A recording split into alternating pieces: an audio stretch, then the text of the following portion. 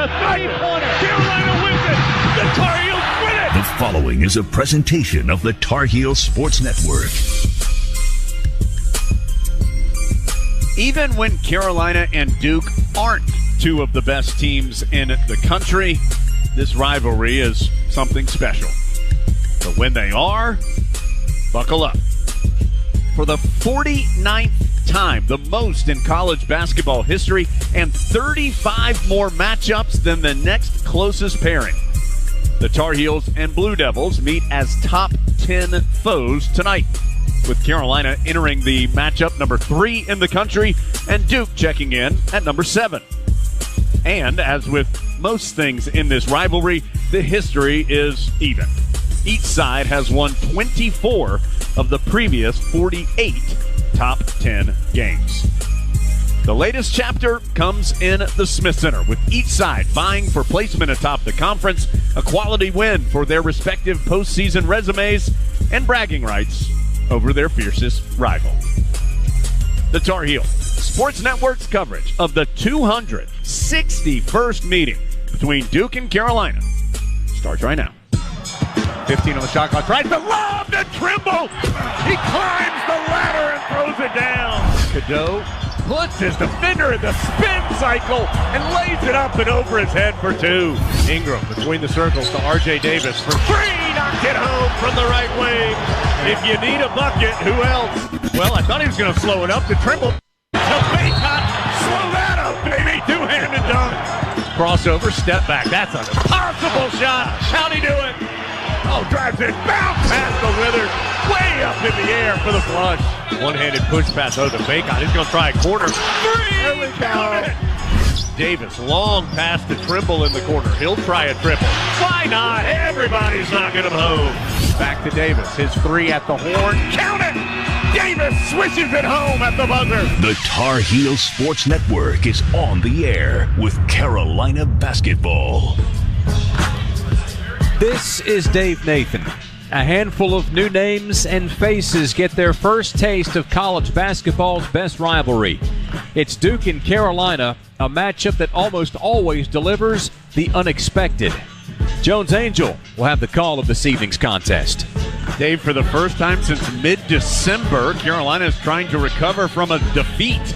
The Heels are going to have to do so quickly. Duke, Clemson, Miami, the next 3 games on the schedule. Our analyst tonight, Tyler Zeller, the 2012 ACC Player of the Year and a member of the 2009 National Championship team. Yeah, there's no better rivalry than Carolina and Duke. The 2 powerhouses of the ACC will once again face off as the top 2 teams in the ACC and both ranked in the top 10 of the country. Both teams are loaded with talent and are led by great players in R.J. Davis and Kyle Filipowski. The Blue Devils arguably have more talent. Carolina has a better built team. But as usual in this rivalry, this game's going to come down to the grit, execution, and passion of each team. It doesn't really matter what you do. Carolina's going to push the pace. Duke's going to try to play a little slower. But at the end of the day, it's going to come down to who can assert their will better. And it's going to be a great game. And it's something that you can always remember in this rivalry. It's going to be awesome. We've got all those storylines on the Reed's Jewelers pregame show. Plus, R.J. Davis, Armando Bacot, and Harrison Ingram discuss the matchup. We'll bring you an interview with head coach Hubert Davis and comments from John Shire. Tyler Zeller and Adam Lucas answer your questions about the Tar Heels, and we'll check on scores from around the country, too. All of that and more is coming up as we count you down to tip-off between the Tar Heels and Blue Devils from the Smith Center in Chapel Hill. This is Carolina basketball from Learfield.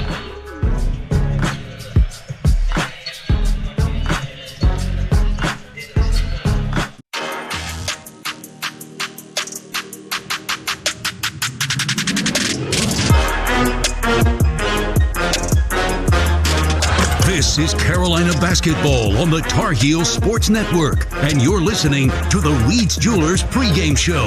Carolina basketball is brought to you by Hunt Brothers Pizza, the official pizza of Carolina Athletics. This is the Reed's Jewelers pregame show.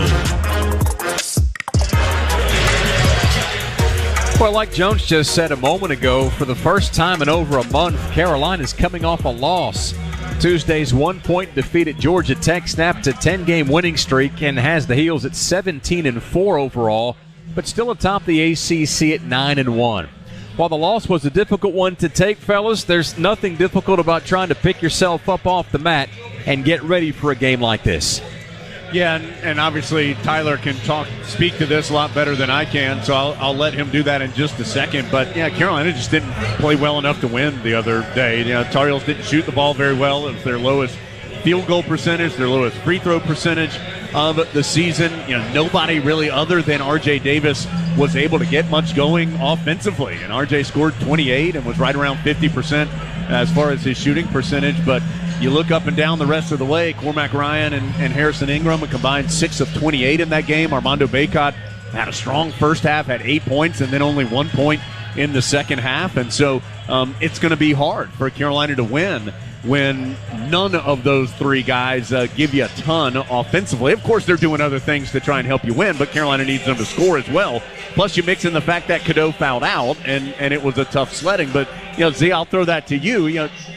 You hear all the time, you refocus after a loss. I mean, is that real? I mean, do losses sometimes kind of snap you back in a little bit? I think after a loss, it definitely helps you refocus. But when Duke's your next game, I don't know that there's a lot of right. need to be refocused. You're going to be focused for that game. And the game before the Duke game is always dangerous, especially when you're playing a struggling Georgia Tech team. We came out, we gave up 45% from three, which has been a strong suit of ours this year. So I think we just got to get back to doing what we're doing. We're playing really well. We just had an off night, and hopefully we can get back to what we are known for this year tonight. Yeah, and Z's point is good about three-point shooting. Davis, now 2 teams in a row, Florida State and Georgia Tech, that have made 9 three-pointers against Carolina. And, of course, Tech banked one in the final couple of minutes that turned out to be a really important shot for them. And so that will be huge tonight. Duke is the best three-point shooting team in the conference. They don't necessarily shoot a huge volume of them, but, man, they are good at making them at nearly 40% as a team. And so that three-point defense will be important tonight, among many other things. And I did want to mention, we talked about Cadeau fouling out, and you and I talked about him a little bit before we came on the air. That's just not just tonight, but moving forward the rest of this season, that's just something to watch, because it's becoming clear Carolina's offense is just better when Elliot Cadeau is out there, and other teams are going to go at him. And I think it helps RJ get off the ball. Cadeau does a great job pushing the pace, making those passes. Some of the passes he makes going downhill towards the basket are unbelievable. But on top of that, I think RJ's in his best form when he's able to play off the ball. Teams can't key up on him as much. If he's the ball handler in the pick and roll, they just double it easily. Where if he's coming off a pin down, it's a lot harder to double, and he can create a lot of other opportunities. So, Cadeau's got to be able to stay out of foul trouble. Some of those drives, he puts his hands up, and he just has that habit of just bringing them down right at the last minute, picking up kind of ticky-tack fouls. So there's no doubt that Carolina's offense individually has got a lot of tools in the tool chest. But, guys, transition defense has been outstanding as of late. Over the past 5 games, the Heels have allowed just 11 fast break points, and 6 times this year, Carolina's opponent hasn't scored at all on the break. Yeah, it's been interesting to hear Coach Davis talk about that, because, Dave, he and I have spoken about it a couple times here in recent weeks while the Tar Heels are being so good, or those numbers are so good that you referenced. And I thought it was interesting. He said, I never worry, and I'm speaking as Coach Davis here, he said, I never worry about transition defense because we control that. He said, as long as we're getting, as long as we're scoring, if we're getting to the free throw line, if we're getting quality shots, he said, then transition defense isn't even a factor. And so he really feels like that starts much more about having quality offensive possessions than necessarily some special defensive mixture. Absolutely, and there's, 2 basic things that Coach Williams used to always talk to us about. If you turn over the ball outside the three-point line, it's going to give up a layup. If you are able to score, it's really hard to run. And so if you can control those 2 things, really take the transition baskets away. If you turn the ball over in the lane, usually there's 3 or 4 people getting back. It's a little easier. So if you can just keep those guys downhill, don't turn the ball over. He used to tell us all the time, throw it out of bounds before you throw it to them, because at least we can set our defense. Dave, it's a good night in the Smith Center when I had to duck out of the way there. Luke May coming up behind me to high five Armando Bacot out on the court Z just kind of stood there. It didn't bother Z. I had to duck out of the way. But with Carolina Duke, as always, I mean, there've got to be, gracious, 50 chairs lined up in front of the front row behind us here in the Smith Center for former players that are going to be here tonight. And, of course, the atmosphere in here is already buzzing. A lot of fans already making their way into the building here a full hour before tip. Students have been alive all day long, all night last night. They're fired up for this one. Game day had a great energy this morning here in the Smith Center. So you can feel that it's Carolina Duke right now down here in the Smith Center. It's those kind of heavy hitters that have made these programs as good as any over the course of time. And 4 decades, these two programs have made a living near the top of the polls. But this is the first top 10 matchup in the regular season since 2019. And if Carolina can grab the win, it marked the first Heels victory over the Blue Devils since the showdown in the Superdome at the 2022 Final Four. Yeah, since that 2019 when both these teams were number 1 seeds in the NCAA tournament, Carolina didn't have a very good year in 2020. In fact, had a very poor year. Duke had a very poor season in 2021. We remember what happened in 2022, love what happened in 2022, right, with those terrific meetings. But neither of those teams necessarily were consistently good that season. They both got very good by the end of the year, but they weren't necessarily consistently good throughout the entire season. And then last year, John Shire's first season, he got his team playing better by the end of the season, and we know that Carolina had a very inconsistent year. So, Z, this is it feels like Carolina Duke, because these are two teams. Both of them, I think, are capable of winning the ACC. Both of them are capable of making Final Four runs. This feels like a game that we've become used to between these two, where not only are you fighting each other because you're rivals, but there's some legitimate top seed and playing closer to home. ACC regular season championship thoughts. There's some big implications with this game, too. Absolutely. I think this game whoever wins tonight can easily have a better chance of getting a number 1 seed in the NCAA tournament, which is a huge thing. Hopefully we can pull it off and be able to be up by 2 games in the ACC and kind of control our own destiny in that way, too. Duke ends up winning tonight, we're tied, and it's a dogfight. We have to go over there and win or get a game ahead. And so, a lot of implications, but more than that, I think just both teams playing very good basketball right now. It should be a great game, and it's not one of those games you don't know what you're going to get from either team. You know exactly what you're going to get, and it's going to be a dogfight all night. And, Dave, it is worth mentioning, there is an NCAA tournament regional in Charlotte this year, and while you don't start thinking about Carolina's not worried about that, Duke's not worried about that right now, but we can start thinking about that, and these type of games can make a difference in that regard, because you know that each of these teams would like to be able to play close to home early in that event if possible. And so these are the type of games that end up, if it's close, you go to head-to-head, and these could be the separators. All right, needless to say, it's more than just a game. There is a lot on the line between these two foes, the Tar Heels and Blue Devils. We'll take a break, come back, and discuss Duke next on the Reed's Jewelers pregame show from Learfield.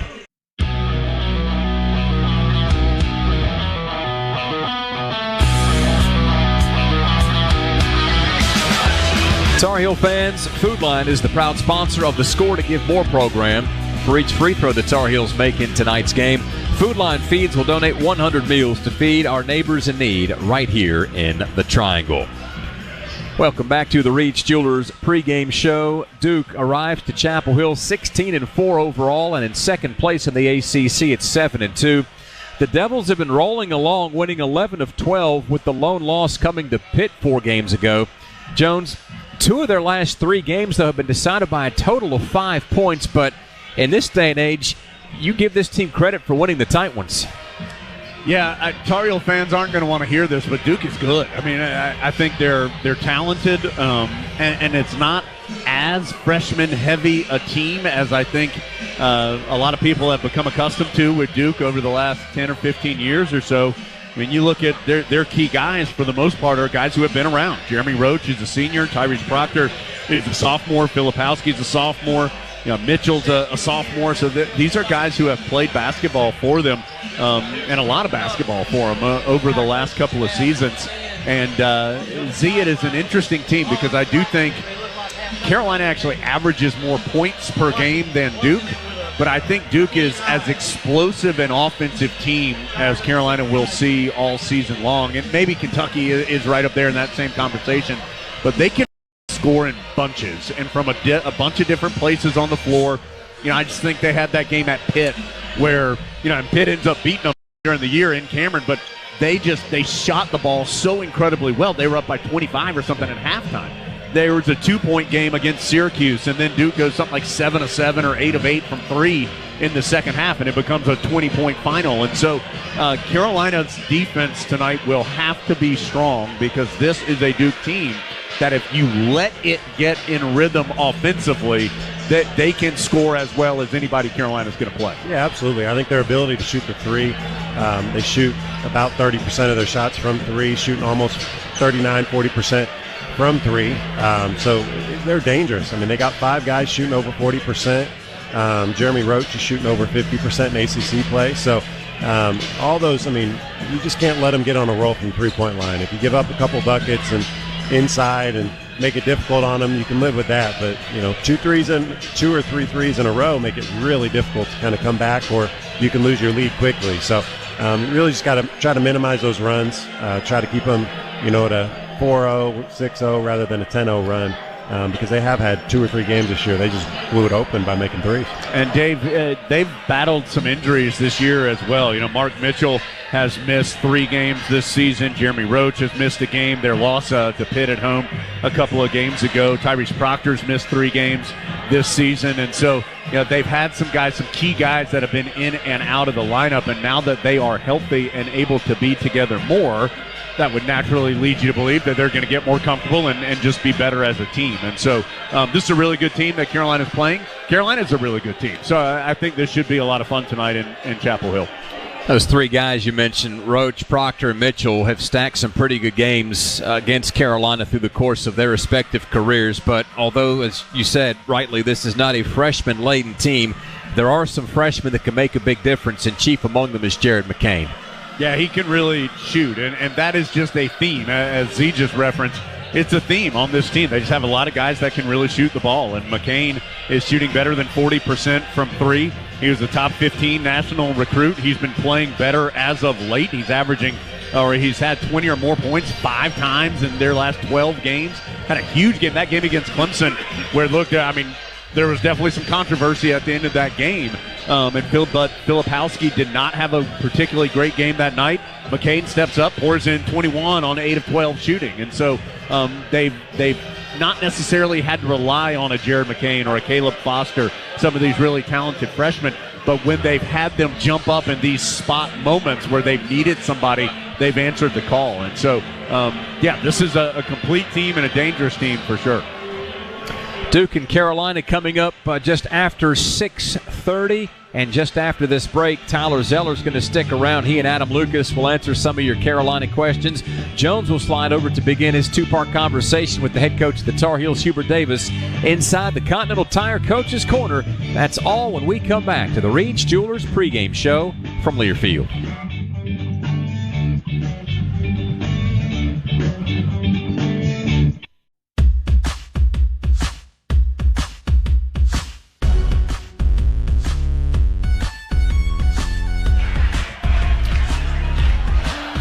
Almost time for our Q&A segment presented by today's rivalry game sponsor, SRS Distribution. Company by company, person by person, rooftop by rooftop, SRS delivers more than building products. SRS delivers the American dream. Dave Nathan again welcoming you back to the Reed's Jewelers pregame show, and we'll get to those questions and answers after we pause 10 seconds for station ID down the lines on the Tar Heel Sports Network.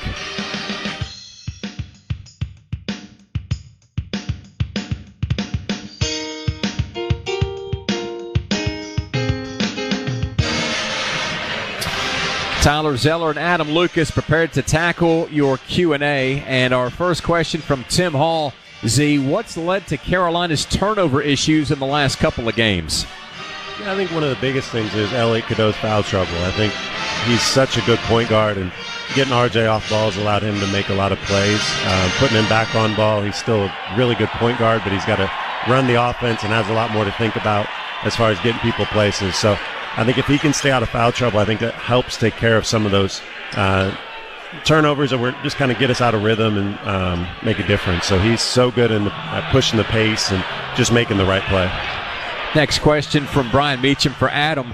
Why did ESPN decide that they wanted the first game in the series this year between the Tar Heels and Devils to be tonight when it was on a weeknight for so many years? And also, how do you arrive at a 6:30 tip time? Well, Dave, what happened was ESPN wanted to do whatever was best for fans. No, I'm just kidding. I'm just kidding. It all has to do with money. You get bigger ratings on your Saturday night games. You get more eyeballs. You sell your advertising for more. And Carolina Duke college basketball is the biggest product ESPN has to sell during the college basketball regular season. So made the move to both these games being Saturdays for the 2019-20 season. And it's been like that since. And I can't imagine they're going to change it because it does get more ratings on a Saturday afternoon or evening than it does on a Wednesday at 9 o'clock. Z, is there any difference in getting ready for like a Saturday at 6:30 game versus a Wednesday at 9? No, I would say getting ready for it. After the game's a lot more fun on, Saturday night rather than a Wednesday night because you don't have to get up for class on Thursday morning. You talking about no lines at the library or something? Like you can get right in, check your books out. That's right. Yeah. I don't have to worry about, Saturday night. I can just kind of have fun. Yeah. All right, guys, good stuff as we send things over to Jones, who's with Coach Davis for our first installment of the Continental Tire Coaches Corner. It's all brought to you by Continental Tire, the smart choice in tires and for a dealer near you. Just go to ContinentalTire.com. It's the first meeting of the season between Carolina and Duke. This one comes in the Smith Center, and I'm with the head coach of the Tar Heels, Hubert Davis. We are inside the Continental Tire Coaches Corner. Coach, after the game on Tuesday, I asked you kind of what your message was going to be to the team, and you said that they had a choice to either be upset and let that affect them moving forward or to take a step forward. This doesn't feel like a team that would be affected by a minor setback. What have you seen from them since that game? I mean, all year it's been, a resilient group, and whether it's, coming off of a loss or a particular half that we didn't play our best, the thing I always talk to them about is how do you react and how do you respond? And this group all year has reacted and responded in a way that has allowed them to be very successful this season. You guys didn't shoot as well as you wanted, I know, on Tuesday. Did you like the shots you were getting and they weren't going in, or would you like to see something different as far as quality of shots? I think a combination of both. I mean, I thought we had some really good looks from the outside that we just didn't hit. I thought we missed a lot of layups, a lot of whether it was in transition, penetration, post play, offensive rebounds. We had so many offensive rebounds, but didn't really get that many points, as a result. And so I think our rim finishes were not very good at all. And for this team to be the best that it can be, Armando has to be a dude. And we've got to find different ways, because the way that defenses are playing him, to get him the ball. I mean, it just doesn't work if he isn't dominant down low on the post. Over the last 3 games, he's had 6 free throw attempts. That's just not going to get it done. How do you try and get him more involved? Well, I think there's 2 parts. One, him understanding how they're playing him and adjusting and working harder in other areas, but also for us, tweaking some of our plays just to help them and to put them in situations where we can get the ball to them. And that's something that we've been working on over the since coming back from Georgia Tech, so that against Duke, we can get the ball down to Armando. Let me sneak in one more question about a player, Coach. Georgia Tech, it seemed, was very definitively trying to get Elliot Cadeau in some foul issues in the second half. Elliot's had some issues at times this year with fouls. How do you try and talk to him about staying in the game and staying away from that foul trouble? Yeah, just talking to him and saying stop fouling and stay in the game. It is. And, I always remember, Coach Williams said it's a foul if they call, regardless if you think it was one or not. And so, that's something that Elliot has to learn. Like it's important for him to stay out of foul trouble. His ability out there on the floor gives us another playmaker, another a guy that can create plays, and without that, then we're limited in terms of just RJ and Seth, and so he's an important piece for us, and he's a really good defender, but he's got to be able to do it without fouling. Coach, so far through this season, about halfway through ACC play, these are the top 2 teams in the ACC. Both these teams are ranked in the top 10 coming into this game in the nation. High-quality opponent, of course, in the Blue Devils coming to the Smith Center tonight. Yeah, obviously they're one of the better teams in the country, and they seem to be healthy and playing their best basketball right now. Anytime that you have Filipowski out there, a 7-footer that not only can shoot from 3, but he can rebound, handle the basketball, is a good passer, finish around the basket, does a really good job of getting fouled and getting to the free throw line, and always causes some problems. But, the guys surrounding, they've got 4 guys that are shooting 40% from 3, so they have the spacing and to be able, guys that can knock down 3. So, they'll put a lot of pressure on you defensively around the rim, but also beyond the arc, and, we got to be locked in defensively. Just like the Tar Heels are, they seem to be dangerous in transition, but they like to shoot a lot of threes in transition. What does that mean for your defense today? Well, just understanding, and I've never been worried about transition defense because we dictate that. If we make shots, we take good shots, we take care of the basketball, and we get to the free throw line, we're never in transition defense. So that doesn't bother me at all. But for us, in transition, where it's huge for us is our ability to attack the basket. We want to dominate points in the paint through post penetration and offensive rebounds, and in transition all year we've been pretty good at that. Carolina and Duke, time to do it again, this time in Chapel Hill. Coach, as always, thank you for your time and best of luck. All right, thanks, Jones. I appreciate it. And that is the Continental Tire Coach's Corner, which feeds into our keys to the game. Take your Tar Heels tailgate to the next level with the new Honda. See your Honda dealer of the Carolinas today. Jones, my key just comes down to a couple of words, really. Foul trouble. In a game like this, you need your best players on the floor. I'm going with picking up defensively kind of when plays get messy. Duke's a really good three-point shooting team. They love to shoot it when the opposition's defense isn't organized. Tyler, Carolina's got to be sound defensively, of course, but they got to find those shooters when the play breaks down and things get a little messy out there on the court. Yeah, I agree. I think my key is just be able to run them off three-point line, no easy threes, and then just give them one shot. Because like you said, if you get an offensive rebound, they are great at kicking it back out for those threes. Those are our keys to the game as we get ready for the game. Number 3, Carolina. Number 7, Duke. It's as big as it gets in the month of February, and it's coming away next from Learfield.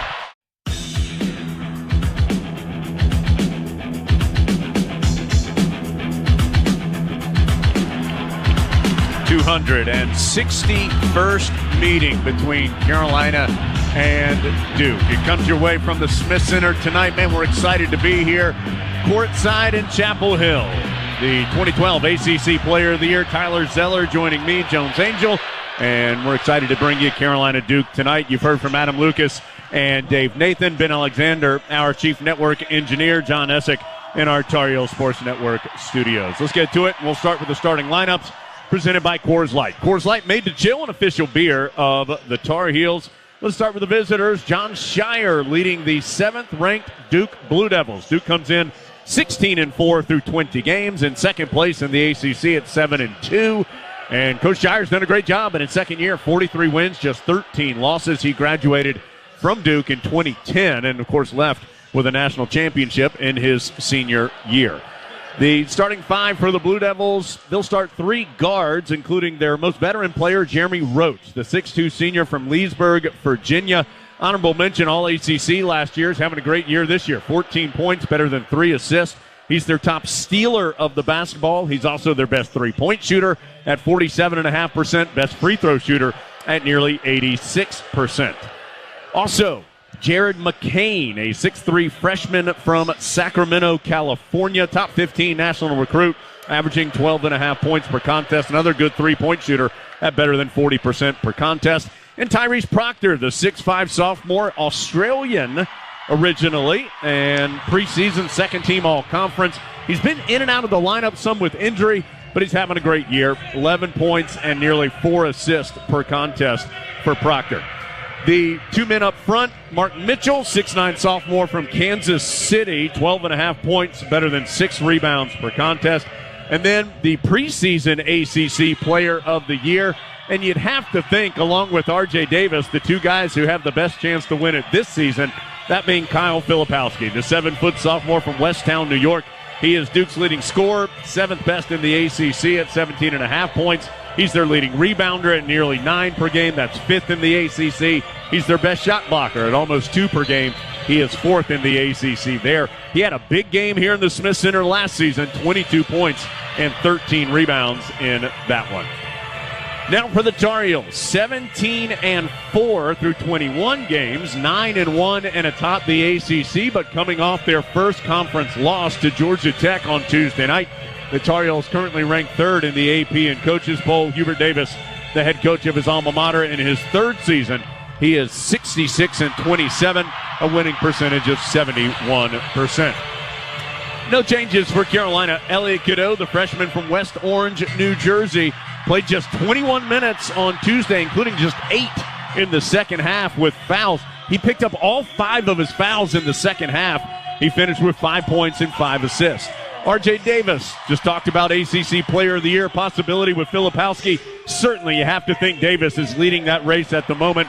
The top scorer in the ACC at 21.5 points per game. He's top 15 in the conference in assists, in steals, in field goal percentage. He is top 10 in the conference in three-point percentage. He's the second best free throw shooter now at 92%. Cormac Ryan trying to bounce back after a cold shooting night. The transfer from Notre Dame was just 3 of 14 in Atlanta on Tuesday night. He averages 11 points in total. Harrison Ingram also just 3 of 14 against the Jackets, 8 points. He did have 13 rebounds in that game. It was the 7th time in the last 9 contests that he had double-figure rebounds. And Armando Bacot, last 3 games, Bacot just 8 of 18 from the floor and 3 of 6 from the free throw line. He has 19 total points and 20 total rebounds in the last 3 games. The graduate student from Richmond in total this year, averaging 13.5 points and just under 10 rebounds per contest. So, those are the starting lineups. Let's get to our uniform report, brought to you by Duncan. Time to get back to buzzer beaters, blocks, bounce passes, and most of all, Duncan. Welcome back, Tar Heel fans. America runs on Duncan. Carolina going with its traditional home whites, the Carolina blue, numbers, letters, and trim, and the Argyle down the side of the jerseys and the shorts. And let's see, Duke, it is a deep navy blue for Duke tonight. You see them in a lot of different road uniforms. Not the black this evening. Instead, it's the deep navy blue with the white numbers, letters, and trim. Duke in their Gothic style on the chest. So, Z, looking forward to this one. Carolina Duke, always an intense game, always a fun game, and been a lot of build-up for this one. About ready to get started. Absolutely. The crowd is obviously electric in here. It's electric. It's yes. loud. It's awesome. So it's going to be a fun game. Excited to see who starts well here. Always a lot of intensity, some nerves. So try to get those out early and then settle into our game. The 3 officials are all veteran ACC officials. Roger Ayers, Ron Groover, and Brian O'Connell. 3 of the very best in the league, particularly Ayers and Groover, known as 2 of the best the ACC has to offer. So hopefully some quality officiating tonight that will match the quality of play between these 2 teams that come in, again, in first and second place in conference play, although Virginia with a win earlier today. Virginia now at 8-3 in conference action, so the Cavaliers playing well are sneaking up into the conversation as well. Right now, though, time for Carolina and Duke. 261st meeting between these 2. It's going to be Filipowski and Bacot to jump it up. Brian O'Connell will step in between them. Thanks so much for joining us for the best rivalry in college sports. Ball in the air. Neither guy hits it originally. Then Filipowski able to slap it back to Proctor. So Duke will have the basketball first. Carolina and Duke here in the Smith Center. Roach on the right wing, guarded by Ryan after a switch. Nearly traveled, picking up his dribble, looking to pass. Eventually it ends up to Proctor, to a cutting Filipowski left of the lane. Spins to the cup and gets by Bacot. for the bucket. Nice move by Filipowski on the move, Z. Really tough move. Filipowski coming down the lane with a full head of steam, being able to spin and get to a shot. Carolina moving right to left as we see it here courtside in the Smith Center. Cormac Ryan down low, Bacot. One hard move to the rim, and he gets the layup to go. Great play drawn up by Coach Davis. Be able to get Bacot the ball and an easy layup. Tar Heels worked on that play yesterday in practice, getting Bacot around a couple screens off the ball, caught it deep, went up and scored to tie the game. Proctor drives the lane, misses wildly on the layup, rebound to Ingram. Pitch ahead to R.J. Davis. Davis has to chase it down, pulls up gracious with a little one-handed push shot from the right to give the Heels the lead. That was an incredible shot by Davis, being able to catch it, bounce twice, just right off the catch, being able to get the shot up. So 4-2 Carolina. Duke with the basketball. McCain, the freshman, to the veteran Roach in the middle of the circles. Now to Filipowski. Filipowski going to try and drive on Bacot. Lost the ball, gets it back. Bacot standing tall. Filipowski forces it up. No good. Bacot with the board. Heels pushing the pace. Ryan drives on the left. Nice job by Roach recovering. Carolina has to reset. Cadeau out in the middle of the floor. Heels up early, 4-2. Cadeau around a Bacot screen. Weaves to the right elbow. Out to Ingram. Back to Cadeau. They're going to leave him for three. Cadeau staring down Mitchell. Now drives against him. Gets deep underneath. Out to Ingram. Still 17 on the shot clock, so plenty of time. Ingram will force up the tough three. No good. Rebound to Filipowski. Good defensive set there for Duke. Carolina never got a clean look. Heels rushed that shot a bit. Still had time. Ingram tips it away from Roach. Off of Ingram last into the Tar Heel bench area. So it will stay with the Blue Devils. 22 on the shot clock. Great active hands by Ingram there, being able to try to switch on the pick and roll and just be able to knock it away. 8:14 to go, first half, just getting going, 4-2 Carolina. McCain inbounds to Proctor. Ryan right there on the catch.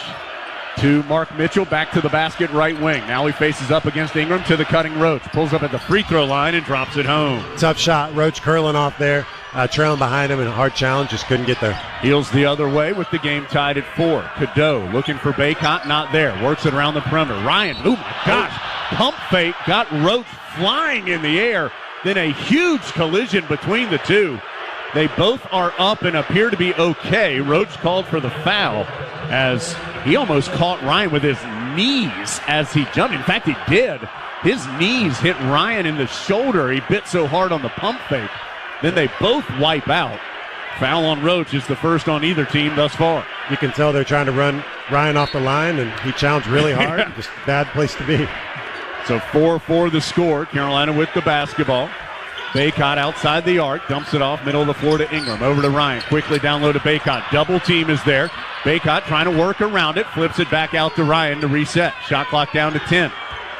Duke denying R.J. Davis the ball. Ryan drives, tried to leave it for Bacot, and it was slapped up in the air and out of bounds by a Duke defender. And there's 5 on the shot clock for Carolina. They'll be inbounding baseline right. Cormac Ryan will be the trigger man. 4-4 the score. Ryan to throw it in. A mess of bodies in front of Ryan. Gets it right underneath the rim to R.J. Davis, who scores. I'm not even sure what happened there. We just kind of all came together, and somehow R.J. ended up wide open. Davis has 4 of Carolina's 6 points here early on. Heels up 2, 6-4. Mitchell faces up against Harrison Ingram. Crossover, drives against Ingram right of the lane, forces it up short. Ingram rips down the rebound.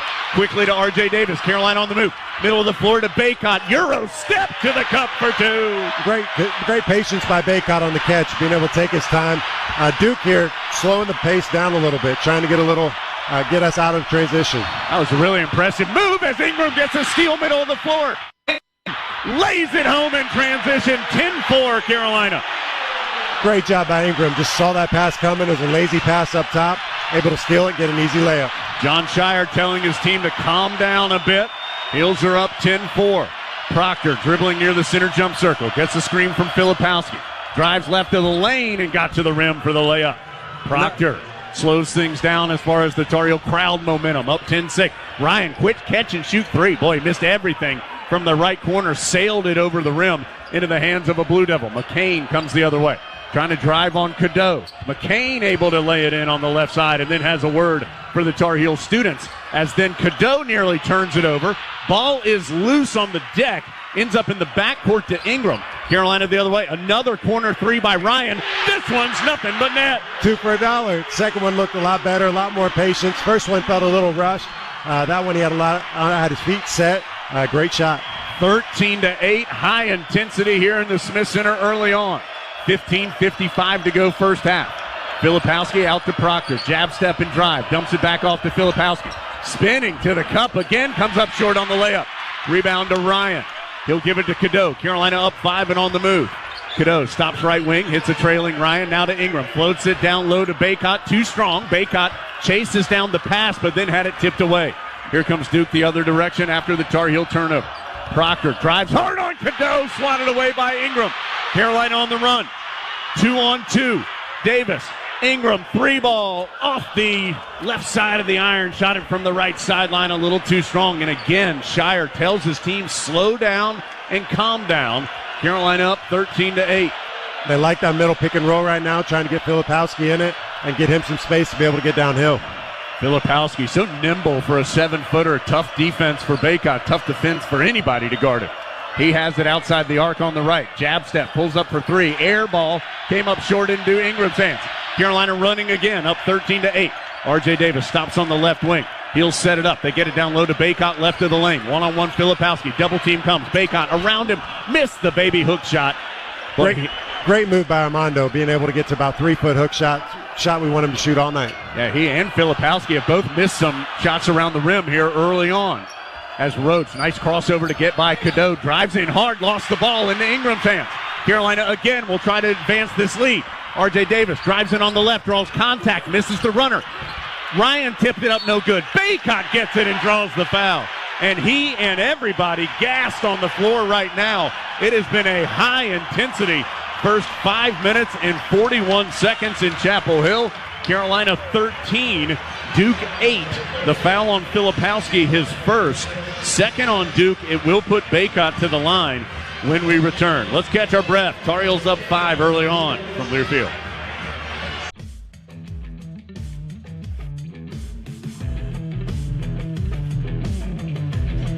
(13-8) Carolina with the early advantage. 14-19 to play first half in the Smith Center. The game today presented by SRS Distribution. Rooftop by Rooftop, SRS delivers more than building products. SRS delivers the American dream. And a reminder, with Armando Bacot going to the free throw line, that Food Lion's proud to sponsor the Score to Give More program. For each free throw the Tar Heels make in today's game, Food Lion Feeds will donate 100 meals to a local area food bank. Z2 things, Carolina's running a bunch, and Duke is starting a lot of its offense with that high pick and roll. Yeah, I think Carolina, you can tell their pace of play. They're trying to wear them out, trying to make them play faster. Shire, about every possession, is telling them slow down and calling a play. And basically every time except that one where they ran an ISO in the post for Filipowski, they ran the middle pick and roll with a variety of different guards. Most of the time throwing it back to him, Filipowski's attacking downhill and spinning. Yeah, he's a big guy at 7 feet, but as we mentioned, very nimble. He can step out and shoot a 3. Tough defense, or tough drawing for Bacot to guard him, anybody to guard him, but Armando's done a good job here early on. And, of course, Filipowski's got to guard Bacot in the post on the other side, and he fouled him on that last sequence. So, actually, Filipowski has checked out for Duke. And let's see, Ryan Young has come in for the Blue Devils. Also, Caleb Foster, a freshman, has checked in for the first time for Duke, sitting Proctor down for Carolina. Trimble and Withers have entered. Cadeau and Ryan have sat down. So 2 shots coming for Bacot. First one is up and short. Carolina, of course, coming off its worst free throw shooting game of the season. Just 9 of 17 at the free throw line against Georgia Tech. So the Heels have Davis, Trimble, Withers, Ingram, and Bacot as the 5 on the floor. Second one is short as well. Bacot missed them both, so that means he is now 3 of 8 from the free throw line in his last 3+ games. Jalen Washington came to the scorer's table between the free throws. He was going to get Bacot had the second one gone in, which it did not. Ryan Young has it out on the perimeter for Duke. That's not where he wants it, so he gives it to Foster. The freshman lost the ball, tipped away by R.J. Davis into the hands of Bacot. Second turnover for Duke. Carolina pushes the other way. Ingram has it on the left sideline. He's going to try and back in against McCain. Now kicks it to Trimble. Trimble, jab, step, and drive. Bounce pass out to Ingram. Right back to Trimble in the left corner. Still 14 on the shot clock for Carolina. They'll reset out to Bacot, now to Trimble. In the post, it goes to Ingram on the left baseline. Double team comes. Out to Trimble. Open three. It's off the mark. Shot it too strong. You could tell it right when he shot it. Neither of these teams has scored much here recently as Mitchell heads the other way for Duke. Both teams have missed their last 4 shots. Neither team has scored in nearly 3 minutes. 13-8 Carolina. Roach on the perimeter around a Young screen. It's going to pull up for a long 2. Short. Rebound, though, to Mark Mitchell, and he's able to easily lay it in. Jalen Withers just got lost. Jalen Withers misses block out there. You can't do that against Mark Mitchell. He's a great rebounder, and got to get it blocked off. First points for Mitchell as R.J. Davis drives in, misses the shot left of the lane. Rebound to Duke. 13-10 Carolina. Transition 3. That's not what you want if you're the Heels, but McCain comes up too strong. Carolina the other way after Withers' rebound. 13-10 Carolina as Davis dribbles all the way to the corner right. Down low to Bacot, trying to go against Young. Drive, sends it out to Ingram. Open 3, right on line, and he swishes it home. Great shot by Ingram. Even better play by Bacot. Spinning back, saw the double team coming, and able to throw it to the weak side wing. 16-10. Ingram has 5 points and 5 rebounds here early on for Carolina. Roach on the hard drive. Hits the runner. Roach kind of a drifting jump shot, really more than a running push shot. Makes it 16-12. Jeremy Roach doing a great job on those pin downs, getting those shots around the free throw line. Roach had 20 in the game in Durham last year against Carolina. Ingram on the left baseline against Foster, the freshman. Ingram, long pass, sailed it to Withers. Nice job by Jalen to keep it alive, tip it to Seth Trimble and keep the possession going. Bacot has it. Shot clock's down to 6. Bacot's going to have to pull up for a long 2-pointer and rattle it home. It wasn't exactly what the Heels wanted, but they'll take it. RJ had a great cut, went back door, able to square up and hit a jump shot. 18-12, Carolina with the advantage. 11:38 to go first half. Next dead ball will be the under 12 timeout. Roach guarded tightly by Trimble. Flips it out to Foster, who wants the screen. Foster going to drive left of the lane and finishes through contact. Nice play by the freshman. Really hard finish. Armando challenged hard. Heels go the other way quickly. Trimble, finger roll. Boy, that happened in seconds. Trimble, great job just pushing up. RJ hit ahead. Trimble had his little, getting downhill, be able to get to the front of the rim, little finger roll. Both teams have subs at the scorers table. 11:07 to go first half. 20-14, Carolina by 6.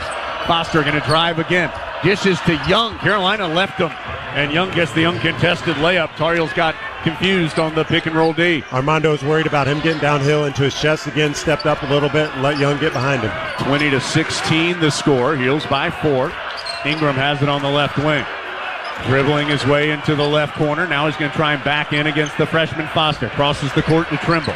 Still 10 on the shot clock, but the Heels going to have to go as R.J. Davis has it now near the timeline. Davis around a Bacot screen. In the corner left to Ingram. Shot clock down to 3. Ingram going to have to force up the long triple, and he missed everything as Duke wouldn't let him get a clean look. Roach in transition. His 3 is good, and Roach has 7. He's brought Duke within 1. Still no dead ball in this sequence. 10:15 to go. Still waiting for the under 12 timeout. Ingram bounces to Bacot. Left side against Young. This is going to be one-on-one. Now double team comes. Bacot works around him and goes up and under the rim for 2. Great spin by Bacot. Saw the double team coming from the middle. Spun off baseline, able to have a tough finish on the weak side of the rim. 22-19 Carolina. Washington and Ryan and Cadeau all at the scorer's table for Carolina. Filipowski and I believe Proctor there for Duke. 9:45 to go first half. Young in the middle of the paint. Can't hit the little push shot.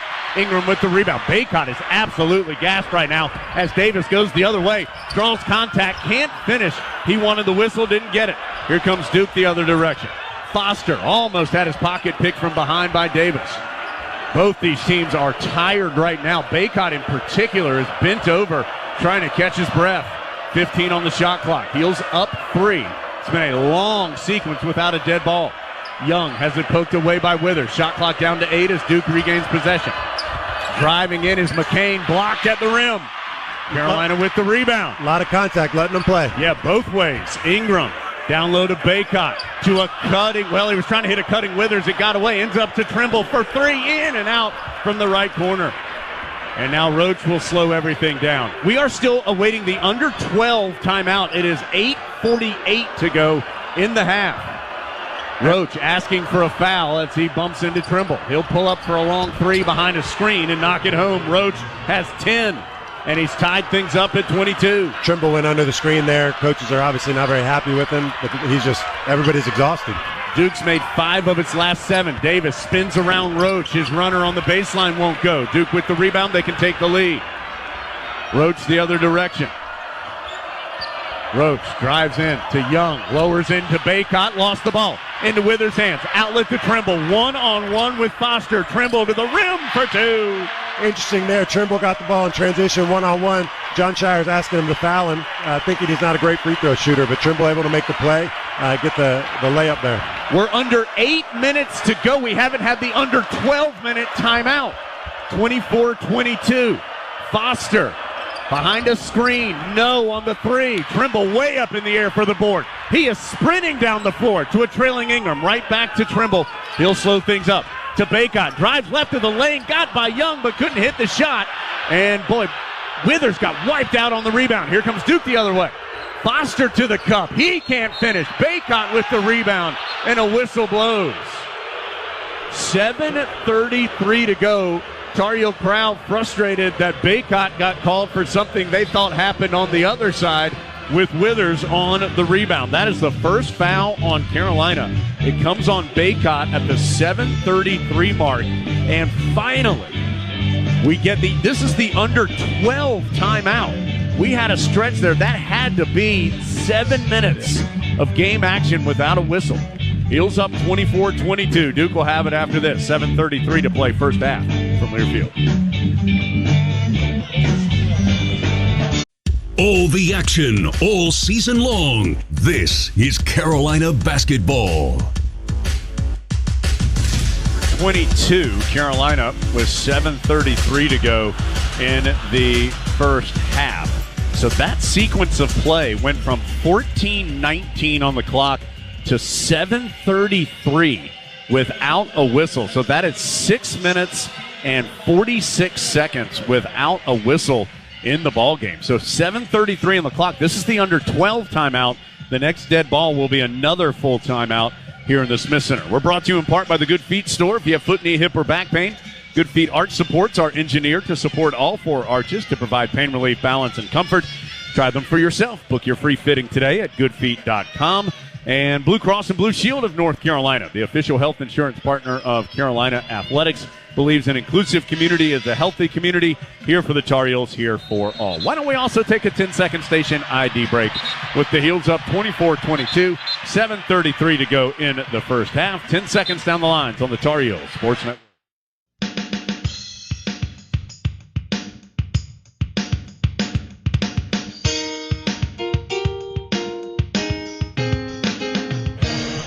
Jones Angel, Tyler Zeller with you courtside in at the Smith Center. Z 24-22. It's been a close game the whole time so far. What are you saying?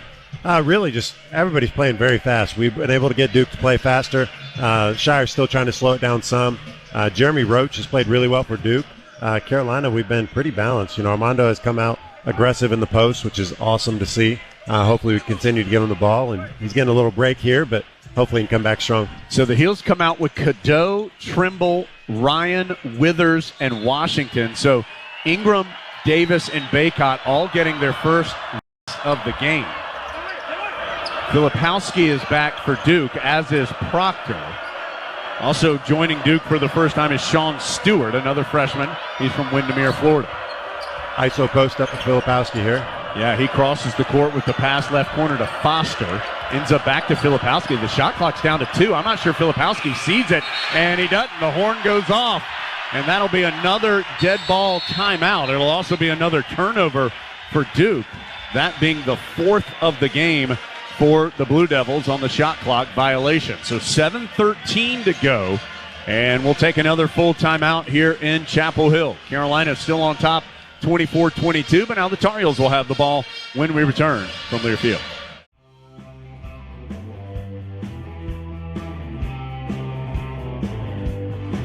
(24-22), Carolina, 7:13 to go in the first half. Tonight's broadcast presented in part by Allen Tate Realtors. Whether you're buying, selling, relocating, or seeking financing or insurance, Allen Tate can help. Allen Tate Realtors, the #1 realtor in the Carolinas with more than 70 local offices and a proud partner of Carolina Athletics. All of us on the Tar Heels Sports Network would like to send our condolences to the family of Rex Rouse of Eden, North Carolina, who passed away earlier today after battling with an illness since around Thanksgiving.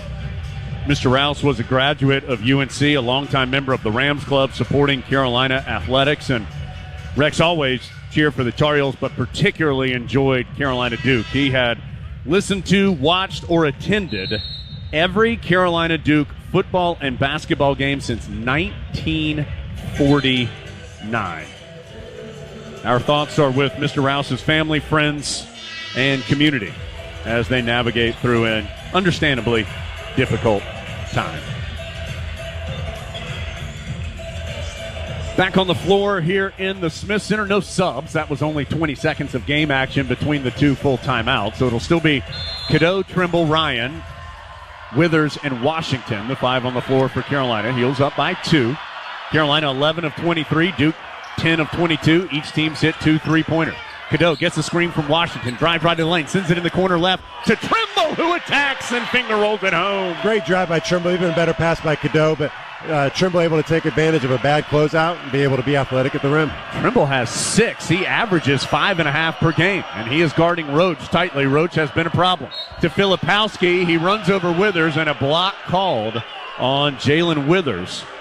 First on Withers and second on Carolina. There have only been 4 total fouls called. 1 on Bacot and Withers for Carolina, 1 on Roach and Filipowski for Duke. 6:45 Z in the first half. Heels up by 4. Withers trying to beat Filipowski to the spot there. He was close, but I think he was sliding at the last moment there. Roach inbounds to the freshman Foster. He's cradling the ball on his left hip near the timeline on the right side. Cadeau, another freshman, guarding him. Gets a high screen from Filipowski. Drives to the left elbow. Has to kick it back out to Roach. Roach hands off to Proctor. Shot clock's down to 4. Trimble right on Proctor. Proctor drives in. His fall away from the free throw line. Back iron, no. Rebound fought for. Ends up in Roach's hands. He'll find Proctor. Extra pass to Foster. Foster stumbling into the paint. Carolina thought he traveled, and he was able to score. Able to drive middle from the wing. Able to have really had anything he wanted. Almost fell down, but made a tough shot in the end. So you got to keep Duke off that glass. 4 second chance points for Duke. None for Carolina thus far. Cadeau tries a floater right side, and he's fouled as he got his shoulders around Foster. First foul on the freshman, originally from Harrisburg, North Carolina. Went to high school in California, though. Talking about Foster.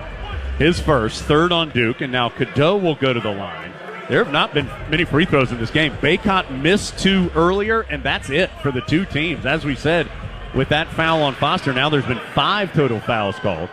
And Cadeau will look for his first points at the line. First free throw's up, and good. Cadeau, this is now his 11th. This next one will be his 12th attempted free throw in the last 3 games. Of the 66 he's taken all year, he's taken 12 in the Florida State, Georgia Tech, and now Duke game. As Carolina subs Ingram back in and Withers out. The free throw makes it 27-24. Second one by Cadeau is good as well. His first 2 points, and it's back to a 4-point Carolina advantage, 28-24. Cadeau's been doing a great job being aggressive recently. Hopefully he continues to do that, being able to get downhill. This game has been tight the whole way. Carolina briefly led by 6. Duke has led by just 2 at one point. It's a 4-point Carolina advantage right now. Cadeau tightly guarding Foster. Out on the perimeter. Foster's pass is wild and loose. Ryan outworks Proctor for it, and Ryan gets the transition layup to go. He'll head to the line as well. The hard work earns the bucket. Great job by Ryan being able to get that screen or get that steal, but even a better job on ball. They're trying to get screen to come off Filipowski. We jumped him so he couldn't come off. We tried to lob it to Filipowski, threw it too high, and Ryan was ready to steal it. Trimble, after some really good minutes, is going to head to the bench as Davis returns. 30-24 with Ryan's basket. He'll go to the free throw line to try and complete the 3-point play. Free throw is up and crawls off. Ryan, just his 6th miss all season. It actually got so loud when Ryan made that shot, I didn't know they called the foul. I couldn't hear the whistle. So Carolina just 2 of 5 at the free throw line. Last 2 games, that means they are 11 of 22. Bacot back to the scorer's table. Filipowski going to try and post up against Jalen Washington. Now faces up, dribbles it off his foot, but Washington called for the foul. They're trying to ISO Jalen on the post. Jalen Washington did a great job. Just got a little too much hands on him. Washington will check out, not because of the foul. Bacot had come to the scorer's table regardless. I think Bacot's just been good enough. You got to get him back in. Starting 5 for both teams out there as Bacot returns. Inbounds goes to Filipowski. 5:20 to go first half. Heels by 6. Filipowski trying to back in against Bacot. His fall away in the paint is good. Tough shot. Tough shot. You got to live with it. Nice little fadeaway going up the middle of the lane. 30-26. Carolina by 4. 5:05 to go as Cadeau, top of the key, drives right of the lane. Nothing there. Sends it back out to Ingram. He'll give it right back to the freshman to reset. Cadeau's going to pull up for the long jump shot off the back iron. No. Rebound caroms to McCain and Duke. Blue Devils the other way. Nobody picked up Roach, but he misses the wide open 3. Rebound to Bacot. He kicks it out to Ryan. Tar Heels on the run. Ryan leaves it for Cadeau. Crossover to the cup and can't get the layup to go, but he does draw the foul. And if that's Roach, which I think it will be, he's the man who bumped into him. That's 2 on Jeremy Roach, who has 10 points to lead Duke. So the second on Roach is the 5th on Duke, and that'll put Cadeau back to the line, where he is 2 of 2. The rest of the Tar Heels are 0 of 3 at the strike. 30-26, Carolina, 4:40 to go first half. Huge to get 2 fouls on Roach. Roach has had a really good start to this game.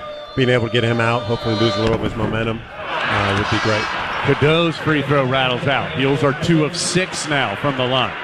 Got to make our free throws. Yeah, this I'm declaring that it stops now. Tar Heels are going to start making their free throws. They are a good free throw shooting team, but the last game plus they have struggled at the stripe as Cadeau strips the net on the second one.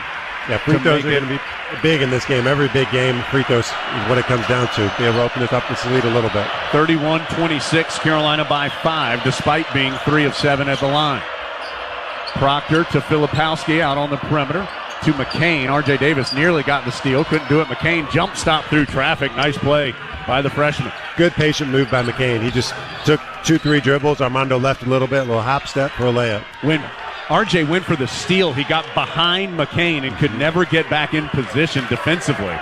As Carolina works it around the perimeter with a 3-point lead, 31-28. Largest advantage has been 6 in what has been a nip and tuck first half.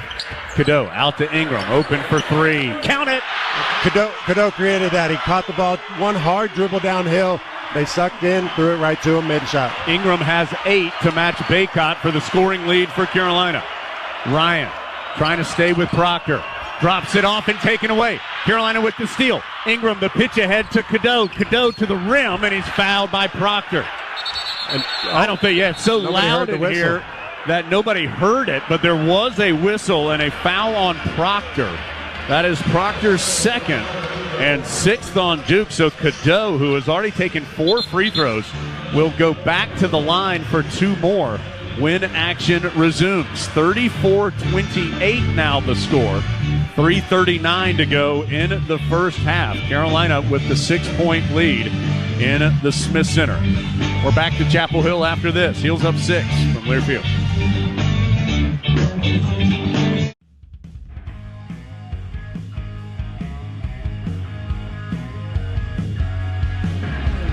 Three minutes, 39 seconds to play first half in the Smith Center. Carolina 34, Duke 28. And it's going to be Elliot Cadeau at the free throw line for already his 5th and 6th free throws of the ball game after Proctor fouled him in transition. That's 2nd foul on Proctor. So while there have not been a lot of fouls, Roach and Proctor each have 2 for Duke. That's starting backcourt for the Blue Devils. Obviously a big deal for them. Remember, after the game, we'll have our Old Dominion Best in the Game feature presented by Old Dominion Freight Line. Old Dominion Freight Line works hard to be the best in the game and is proud to support those striving to be the best in theirs. Jones Angel and Tyler Zeller here with you courtside in the Smith Center for the 261st meeting between Carolina and Duke. Again, the North Carolina Farm Bureau scoreboard reads 34-28 Carolina, 3:39 to go in the first half. That's brought to you by Farm Bureau Insurance. Helping you is what they do best. And let's take a look at some stats presented by Lenovo, global technology leader that has called North Carolina home since 2005. Visit Lenovo.com. Lenovo, smarter technology for all. A couple big ones on here, Z. The turnovers, Carolina has just 1. Duke has 6. Carolina scored 8 points off those 6 Duke turnovers, and this will be a chance for some more with Cadeau at the line. Fast break, 10 points for Carolina on the break, 3 for Duke so far. Yeah, and a lot of those turnovers have created easy layups for us. Obviously, we've been pushing the pace. Those 10 points have been huge, but really those fouls on Proctor and Roach are huge now because those guys have been playing well. They run their offense really well. Hopefully be able to get them to scramble a little bit with some guys handling the ball that they don't usually handle the ball. Proctor stays in the game with 2 fouls. The free throw good by Cadeau. First time the Heels have led by more than 6. Makes it a 7-point lead at 35-28 and now 36-28. Cadeau is 5 of 6 at the free throw line. The rest of the Tar Heels are 0 for 3. Duke with the basketball. High weave here for the Blue Devils. Ends up in Foster's hands. Drives to the left elbow, out to Filipowski. His 3 spins out. Good box out by Ingram. Allows Bacot to get the rebound. Tar Heels on the run. Cadeau to Davis, left sideline. Good closeout by Foster. RJ can't shoot. He'll have to reset it out to Cadeau. 3:15 to go, first half. Cadeau still on the left wing. Gets a screen from Bacot to get to the free throw line. His little push shot crawls over the front iron and in. That's the first time they've tried to chase Cadeau over. They going under the screens. They keep getting in foul trouble. So try to chase them over, able to finish at the rim. Cadeau, a difference maker right now. Heels up 10. Cadeau has 7 points. 15 on the shot clock. Gets it to a cutting Proctor. He had gotten free off the ball, and Proctor with the layup. Really good cut by him. They tried jumping the screen and got to the basket. 38-30. Carolina briefly leading by double digits. Back down to 8. Ryan with Filipowski guarding him on a switch. Sends it to Cadeau. Back to Ryan. Back to Cadeau. Floats it in the post to Bacot. He had a mismatch down there. Goes up in traffic. Can't finish. Gets his own rebound. Kicks it out to Ingram. Extra pass to Ryan. 3-ball on the way. Spins out for Cormac. Rebound to Duke. Great offense. Armando fighting inside. Just missed a 3. Ingram battling with Filipowski, trying to deny him in the post. McCain. Oh, step back 3 from McCain is good. He tried to drive on Ryan and then pulled back for the step back. Tough shot. Very tough shot. That's one we can live with. Carolina works it around the perimeter. Now down low to Bacot. He's stripped going up. And it'll be Carolina's ball. Duke's doing a great job. When Bacot catches the ball, as soon as he turns, they're trying to swipe at it, trying to be there on the catch, making it difficult for him to hold on to it. He's got to be a little stronger on the catches. By the way, I gave that field goal to Duke a moment ago. The cutting layup to Proctor, it was McCain who scored it. So McCain now with 9 because then he hit the 3. So he scored the last 5 for Duke, and he has cut Carolina's lead from 10 to 5. Bacot left of the lane. Out to Cadeau, who's going to try a 3. No good.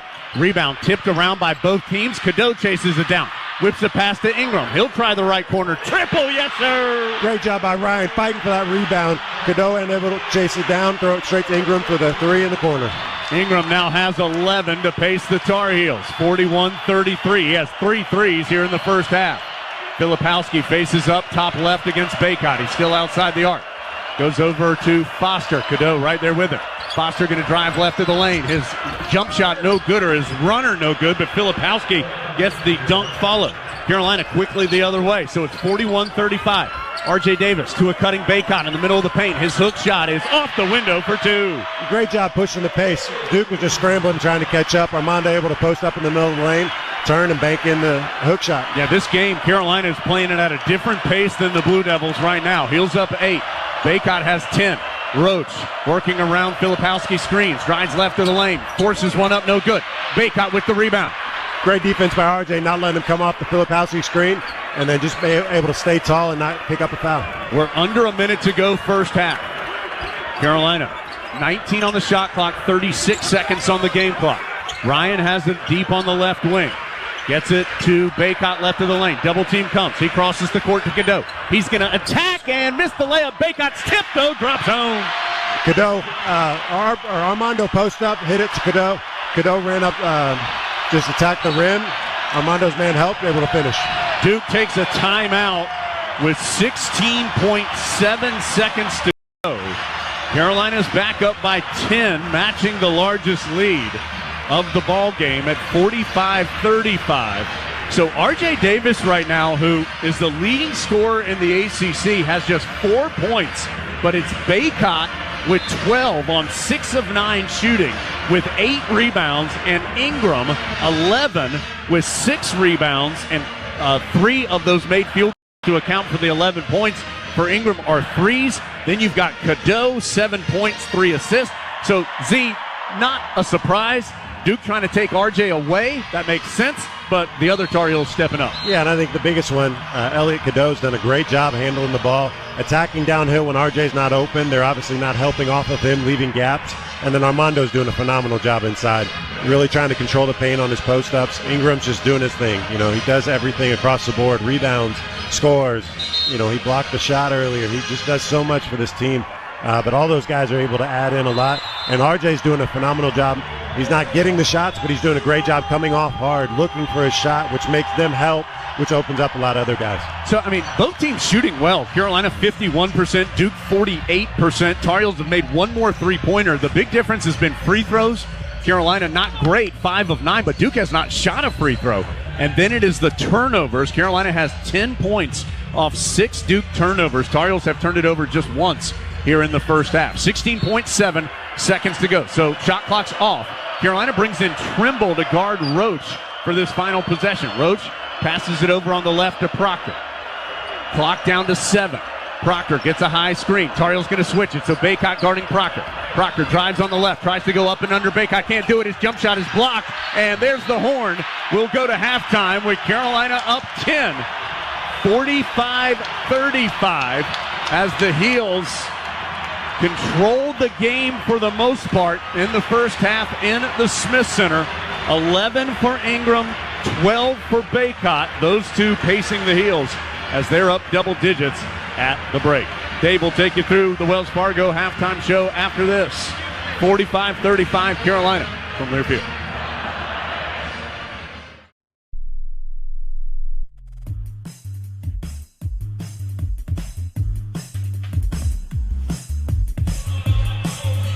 That'll put the Wells Fargo halftime show to a close. Brought to you by Wells Fargo, official sponsor of Carolina Athletics. And will take us to the trusted choice of the game. Carolina leading 45-35 heading to the second half. And that trusted choice of the game brought to you by Trusted Choice Independent Insurance Agents of North Carolina, who want you to stay safe behind the wheel. Put down your phone while driving, and let's have a hands-free NC. To learn more and find an agent near you, visit trustedchoice.com/GoHeels. Z, what do you think will be important here in half number 2? I think more of the same. You know, our defensive intensity has to stay high, continue to try to force them into turnovers, and then pushing the pace back the other way. Our offense has been great, predominantly because we've been able to create those turnovers and push the pace. Cadeau getting downhill, making plays. It'll be interesting if we try to get RJ going a little bit here and what their adjustments are for that. You know, you don't leave a half where the opposition shoots 47% and think, man, they play pretty good defense. But it did feel like Carolina did. Of course, forcing the turnovers, 6 of them, and scoring 10 points off of those turnovers, a big part of that. As Carolina will have the ball first. Duke won the opening tip, and then there were no jump balls in the first half. Carolina will head left to right as we see it here in the Smith Center, and they start the second half with a 10-point lead. They scored on 11 of their last 14 possessions. RJ Davis around a screen, bounces in the post to Bacot right side. Double team comes, Bacot dribbles away from it, now resets, sends it over to Cadeau. Pump fake on the 3. Cadeau right to the rim, can't finish on the left angle drive. Bacot, though, the offensive rebound and the stick back. Bacot certainly being a dude down low, as Hubert Davis asked him to be. And Cadeau did a great job there. Filipowski challenged him. He knocked Filipowski down, and Armando able to get the rebound. 47-35. Carolina leads it by 12. McCain gets free off a screen, misses the three-pointer. Ingram almost lost the rebound over the baseline, but chases it down. He'll get it to Cadeau, comes up the court left side. Bacot wants the ball. He had position down low. Cadeau couldn't get it to him, so the Heels will reset. Cadeau still dribbling. Drives to the free throw line. Now backs out. Gets it to Ingram. He's going to try and back in left of the lane. Duke, will they double team? They do. They double off Cadeau. Shot clock down to 7. Cadeau pitches right corner to RJ Davis. Shot clock down to 6 to Cadeau. He's going to have to shoot this one from 3, in and out from the right wing.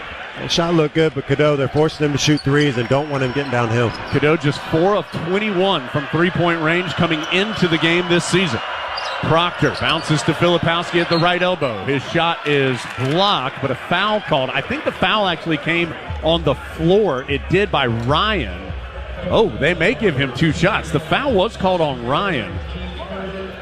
But they are going to give Filipowski 2 shots, and these will be the first free throws of the game for Duke. So have to imagine the officials knew that Duke did not shoot a free throw in the first half. Filipowski fouled by Ryan, his first, so 2 shots coming for the Duke sophomore big man. First one's up and good.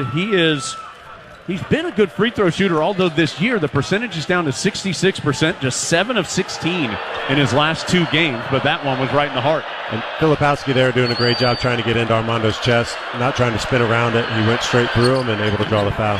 Second one is short. Ingram with yet another rebound, his 8th. He and Bacot have a combined 17 boards, so it's 47-36. Carolina by 11. Davis gets it in the post to Bacot. Double team comes. He picks up his dribbles. Got to have help. Finds Davis on the left baseline. He'll circle back out. Actually gave it to Bacot. Back to Davis. He's pinballing around. One-on-one with Proctor from the left wing, and Proctor's going to get called for the foul. That's his 3rd. He got his hand down on the driving Davis, and so Proctor picks up his 3rd foul. He becomes the first player for either team with 3. Roach has 2. Nobody else in the game has more than 1. So Roach with 2, Proctor now 3. Nobody on either team has more than 1 after that. Cadeau inbounds to Davis, right back to Cadeau. He drives to the free throw line, cut off there. Oh, he missed a cutting Davis. Instead, he'll get it in the post to Bacot. Faces up right of the lane. Double team coming. Out to Cadeau. He's going to try another triple. No good. Duke will let him shoot that all day. Cadeau is 1 of 7 from the floor and 0 of 3 from 3. McCain, boy, what a tough finish in transition. Got really deep, but was still able to loop it in. Duke back within single digits at 47-38. But they leave Ingram alone for 3, and he bangs it home. Good shot by Ingram, just pushing the pace there. Duke didn't get matched up. Ingram able to hit the 3. Carolina's pace has been furious all night. 50-38, Heels by 12. McCain. Cadeau getting a little too much hands on McCain there. McCain doing a great job getting downhill. You got to be able to control him a little bit more. He's a very talented scorer. He can score a lot in a hurry.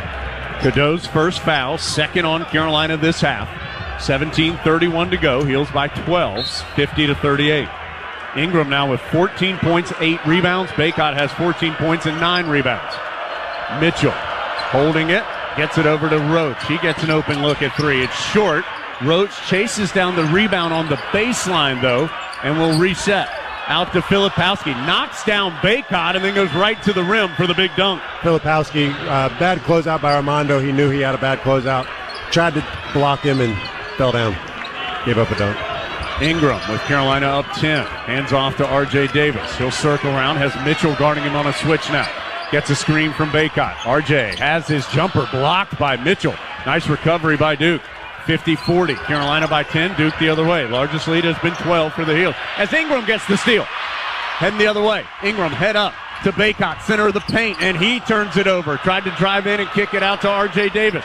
Duke the other way. Mitchell runs over Cadeau, and a foul called on Cadeau, his 2nd. The same foul that Cadeau gets called for all the time. He's straight up and down, but he's got to jump to not call the foul. He comes down and hits him on the arm. So Cadeau, who picked up 5 fouls in 8 minutes in the second half against Georgia Tech on Tuesday, has 2 fouls in 3.5 minutes here in this half. He's going to head to the bench. Trimble will come in for him. Mitchell to the line for 2 free throws. The first one rattles home to get Duke within 9 at 50-41. This pace of play both ways is crazy. Both teams are pushing it. Carolina's doing a great job trying to push the pace, be able to create those opportunities. We're able to get the Ingram 3. Armando actually ran the floor great, just not able to complete the pass. But we just got to continue to push that pace and keep Duke scrambling. Caleb Foster checks in Proctor. Trimble did indeed come in for Cadeau. Second free throw good as well, so Duke within 8 at 50-42. Tar Heels led by 10 at halftime. They've led by as many as 12 this half. Currently 8. Davis to Ryan. Gets it deep to Bacot, and he's fouled at the rim.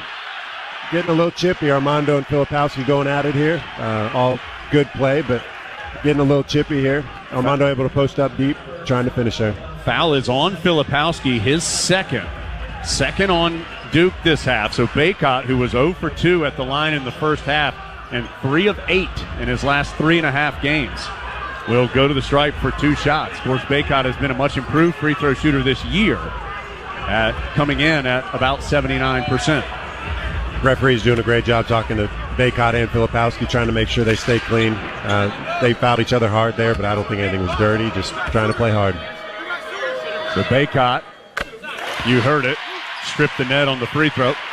He's up to 15. The lead's back up to 9 at 51-42, 16:25 to go. Already there have been 5 fouls called in this half. There were 9 called in the entire first half. 3 fouls on Carolina, 2 on Duke this half. 2 of those 3 on Carolina on Cadeau. And Armando's doing a great job here, posting up deeper. Not trying to catch the ball 8 feet anymore. Free throw good, the second as well, so it's 52-42, Carolina by 10. Duke quickly the other way. Roach with Trimble trying to guard him tightly.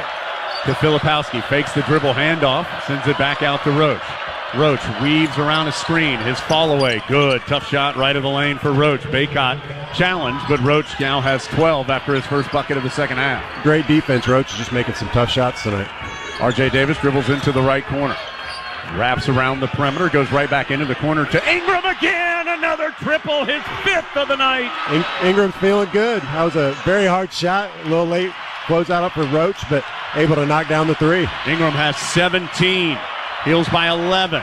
McCain on the drive. Wildly throws it up, but gets rewarded as it goes off the back iron and in. That one was a crazy shot that dropped in. Underhand scoop shot from about 5 feet. Really hard shot. 55-46, Carolina by 9. Davis, one-handed pass to Trimble. Down low it goes, left block to Bacot. One-on-one with Filipowski, spins baseline, hook shot's good. Good shot by Bacot, great patience. Double team came from the middle, able to spin baseline for a left-handed hook shot. Back and forth they go.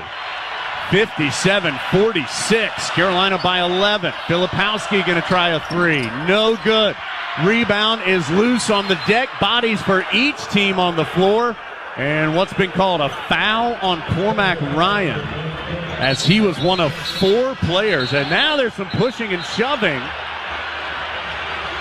Carolina is going back to get their teammates because Washington and High had come off the bench to come greet their team. And then when the pushing and shoving began, they started aggressively moving towards the pile. Hubert Davis ran out there to slow everybody down. 57-46, Heels by 11. The foul on Ryan, his second. 4th on Carolina this half.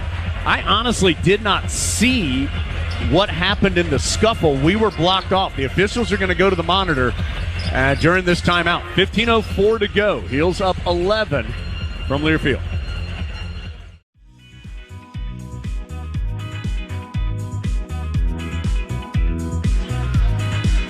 Back in the Smith Center, Carolina 57, Duke 46, 15:04 to go.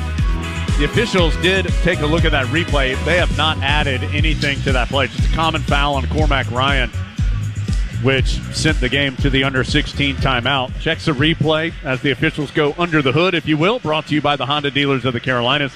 Take your Tar Heel tailgate to the next level with the new Honda. See your Honda dealer of the Carolinas today. Our game today presented by SRS Distribution. Rooftop by Rooftop, SRS delivers more than building products. SRS delivers the American dream.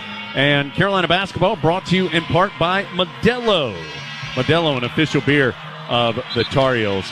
And see a lot of offense in that first 4 minutes and 56 seconds. Carolina outscoring Duke 12-11 in that session. Heels 4 of 8 from the floor with 2 threes and 2 free throws. Duke 4 of 7 from the floor and 3 free throws made in that time period as well. Yeah, I think the pace, again, just very, very fast. It's a lot faster than any game I've watched recently. They're making it very difficult on teams. You're going to start seeing some breakdowns on defense, a lot of substitutions. So hopefully our bench can continue to be deeper than theirs, and we'll see what happens here. Speaking of the bench, Withers has come in for the first time this half. He replaces Cormac Ryan. Duke has brought in Ryan Young. So Duke has gone big here. They have Young and Filipowski out there. First time this evening that they've had both of those players out there together. Right now, though, it's Foster around a screen. Pulls up at the left elbow. Great defense by Trimble. Forces him to kick it out. Shot clock down to 8 as McCain has it now. McCain, hard dribble into the paint. Another runner is good. Boy, McCain has hit some really high degree of difficulty shots. He has 15 to lead the Duke scoring. McCain has been great. Duke going to a 2-3 zone here, trying to match up a little better. Tar Heels work it around the perimeter, ends up to Withers. Left corner three is no good. Trimble tipped the rebound. Withers was going to get it, but he slipped and fell, and so it goes out of bounds. So the zone entices Withers to shoot a quick three, where he is now 3 of 15 on the season. And Duke gets the stop, 57-48, Tar Heels by 9, but Duke with the ball. And it's not our best three-point shooting team, so good time for Duke to go to his own. We got to be able to control McCain a little better here. Yeah, he's been tough. Roach off the ball, loses the ball at the free throw line, ends up bouncing to Trimble. Long pitch ahead, somehow he got it to R.J. Davis for the layup. How did Trimble thread the needle? Great pass by Trimble. He threw it. I thought it was going to be a turnover, got through, and R.J. be able to get the layup because of it. 59-48. Foster out to Filipowski as Ryan comes to the scorer's table for Carolina. McCain left of the lane, out to Filipowski. His three is off the mark. Trimble way up in the air for the rebound. He's going to bring it front court on the right side. Ahead to Withers, drives baseline right. Withers is dragged down as he got up in the air. A nasty fall, and the whistle blows. Trimble, great job skying for the rebound down there and continues to push the pace. Right as soon as he got the rebound, he took off with it, able to hit ahead to Withers, run into the corner, and able to attack the rim. The foul was on Caleb Foster. That's his second. And it will be free throws for Withers. 2 shots for the graduate transfer. I don't think Duke's seen our pace before like this, and I don't know, I've seen our pace like this before, but they are not getting back on defense. They're sending a lot of guys to offensive boards and not being able to get back to their defense. First free throw good by Withers. That's his first point. Filipowski and Roach will take a breather. Proctor and Mitchell come in. Tar Heels are going to sub Bacot out for Washington. Ryan is waiting at the scorer's table. Looks like he's going to get Withers if this second free throw goes in. 13:47 to go. Heels 60, Duke 48. And Jalen Washington hasn't played as much tonight, but I think that's more of a testament to how well Armando's playing tonight, not to anything that he's done wrong. Bacot has 18 points and 9 rebounds, but will get a breather. Withers makes both free throws. 61-48. It's a 13-point Tar Heel lead, their largest advantage so far this evening. Proctor, well out on the right wing for Duke. Ball ends up down low to Young, and he had it taken away. Great job by Jalen Washington being able to take the hit from Young and being able to create a turnover. Yeah, it got messy in the paint there as Young turned it over. Turnover number 9 for Duke. Heels have just 2. R.J. Davis trying to use a high screen. He's going to pull up for a triple off the iron. No, Washington battles for the rebound. Tips it to Ingram. He'll pull up for the long 2. Nothing but net. Jalen Washington fighting for the rebound, able to keep it alive. Nobody recovered to Ingram. Duke's asking for a timeout here. As soon as he gets to half court. Great job by Carolina. It's a 15-point Carolina lead. Ingram has 19 points and 9 rebounds. He and Bacot have combined for 37 points and 18 rebounds. 63-48 Carolina, 13:07 to go. As Z told you, Duke takes a timeout and will stretch to a full. Carolina up 15 with 13:07 to play from Learfield. Jones Angel, Tyler Zeller with you courtside in the Smith Center. Ingram, 19 points, 9 rebounds. Bacot, 18 points, 9 rebounds. They are leading the Tar Heels. The talented rookie Jared McCain has 15 to pace Duke. Also, he has 9 rebounds and 12 for Jeremy Roach. He and McCain, the 2 Blue Devils, in double figures. So, Z, 13:07 to go. Carolina up 63-48. Yeah, I think we got to continue to play defense, keep McCain out of the lane, and just continue to push pace. I'm just going to keep saying it because that pace has been able to create so many opportunities for us.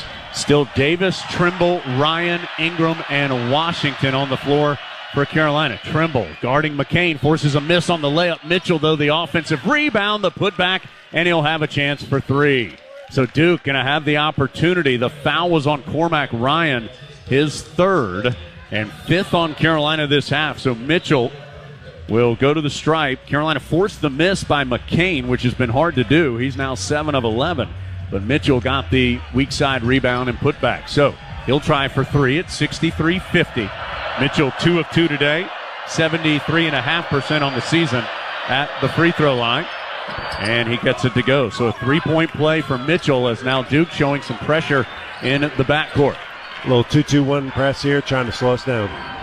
Carolina gets it front side. It's Ingram on his own dribble left side. Gets it into the front court. Now eases up with the pass to R.J. Davis. Shot clock down to 15. Davis, a crossover against Roach. Battling his way in, misses the layup. Jalen Washington, though, the offensive rebound. His stick back is good from the right. What a strong finish by Washington. Great composure, got the rebound, got his balance, a little shot fake, and went up strong. R.J. Davis has just 6 points on 3 of 10 shooting. Heels up 14, though, 65-51. Filipowski barreling down the paint, and a foul called on Washington as the two collided. That's the second foul on Washington. That's 6 now on Carolina this half. The Tar Heels were called for 3 the entire first half, and it will be a foul on the floor as now Washington going to come out and Bacot will return. And Jalen was almost there. He was sliding over at the last minute, but doing a great job of meeting the contact, whereas at Georgia Tech sometimes he got hit and they were able to get the layup. He did a great job there meeting him and trying not to let him get to the rim. So Tar Heels have Davis, Trimble, Ryan, Ingram, Bacot as the 5 on the floor. Inbounds goes to Filipowski. He sends it out to Roach. Now right corner to Proctor. Back to Filipowski, trying to duck under Bacot's defense. And boy, another wild shot that goes. Carolina's forced Duke in some tough shots. Filipowski able to bank that one in as he ducked under the defense of Bacot. 65-53. Bacot has it now left of the lane. Let's see if Duke doubles. Bacot kicks it out to Ingram before we find out that answer. Roach is kind of hanging back in the paint. He does come and double. Finds Trimble with the pass. Oh, Trimble missed the easy layup as Bacot found him on the good pass. Duke in transition. Carolina doesn't let Roach take the transition triple, but he passes down to Mitchell for the dunk. And Duke's back within 10 after Carolina led by 15. Duke pushing the pace a little bit. We didn't do a very good job getting back and getting matched up. 11:35 to go right now. 65-55. Carolina up 10, but Duke has hit its last 3 shots and whittled 5 points off the deficit. Double team comes at Bacot. He dribbles out of it from right of the lane. Pitches out to Ingram. Ingram going to pull up a tough fall-away. 2 gracious, nothing but net. Ingram is feeling good. Took one dribble, a little fadeaway, a little pizzazz on that shot, but able to knock it down. 67-55, Heels by 12. McCain downhill on the left. Can't get the circus shot this time. Ingram with the rebound. To Ryan. Hands off to R.J. Davis. 11:02 to go. Davis changes speeds, gets into the right corner, doesn't shoot it. Instead will ease out to Ryan with the pass right wing.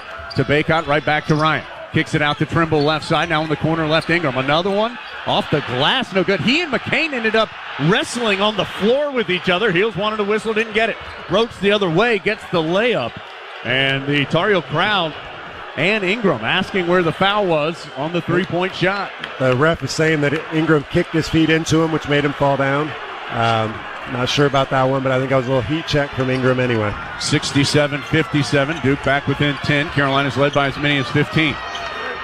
Trimble going to attack from the left side. Draws contact, no whistle, elevates and hits the turnaround. Trimble has been really good tonight, being under control, not pushing his limit, going downhill, just getting as far as he can and hitting easy shots. 69-57. Proctor around a screen, gets to the free throw line. Step back 17-footer off the back iron, no, but McCain gets the offensive rebound. He'll back out.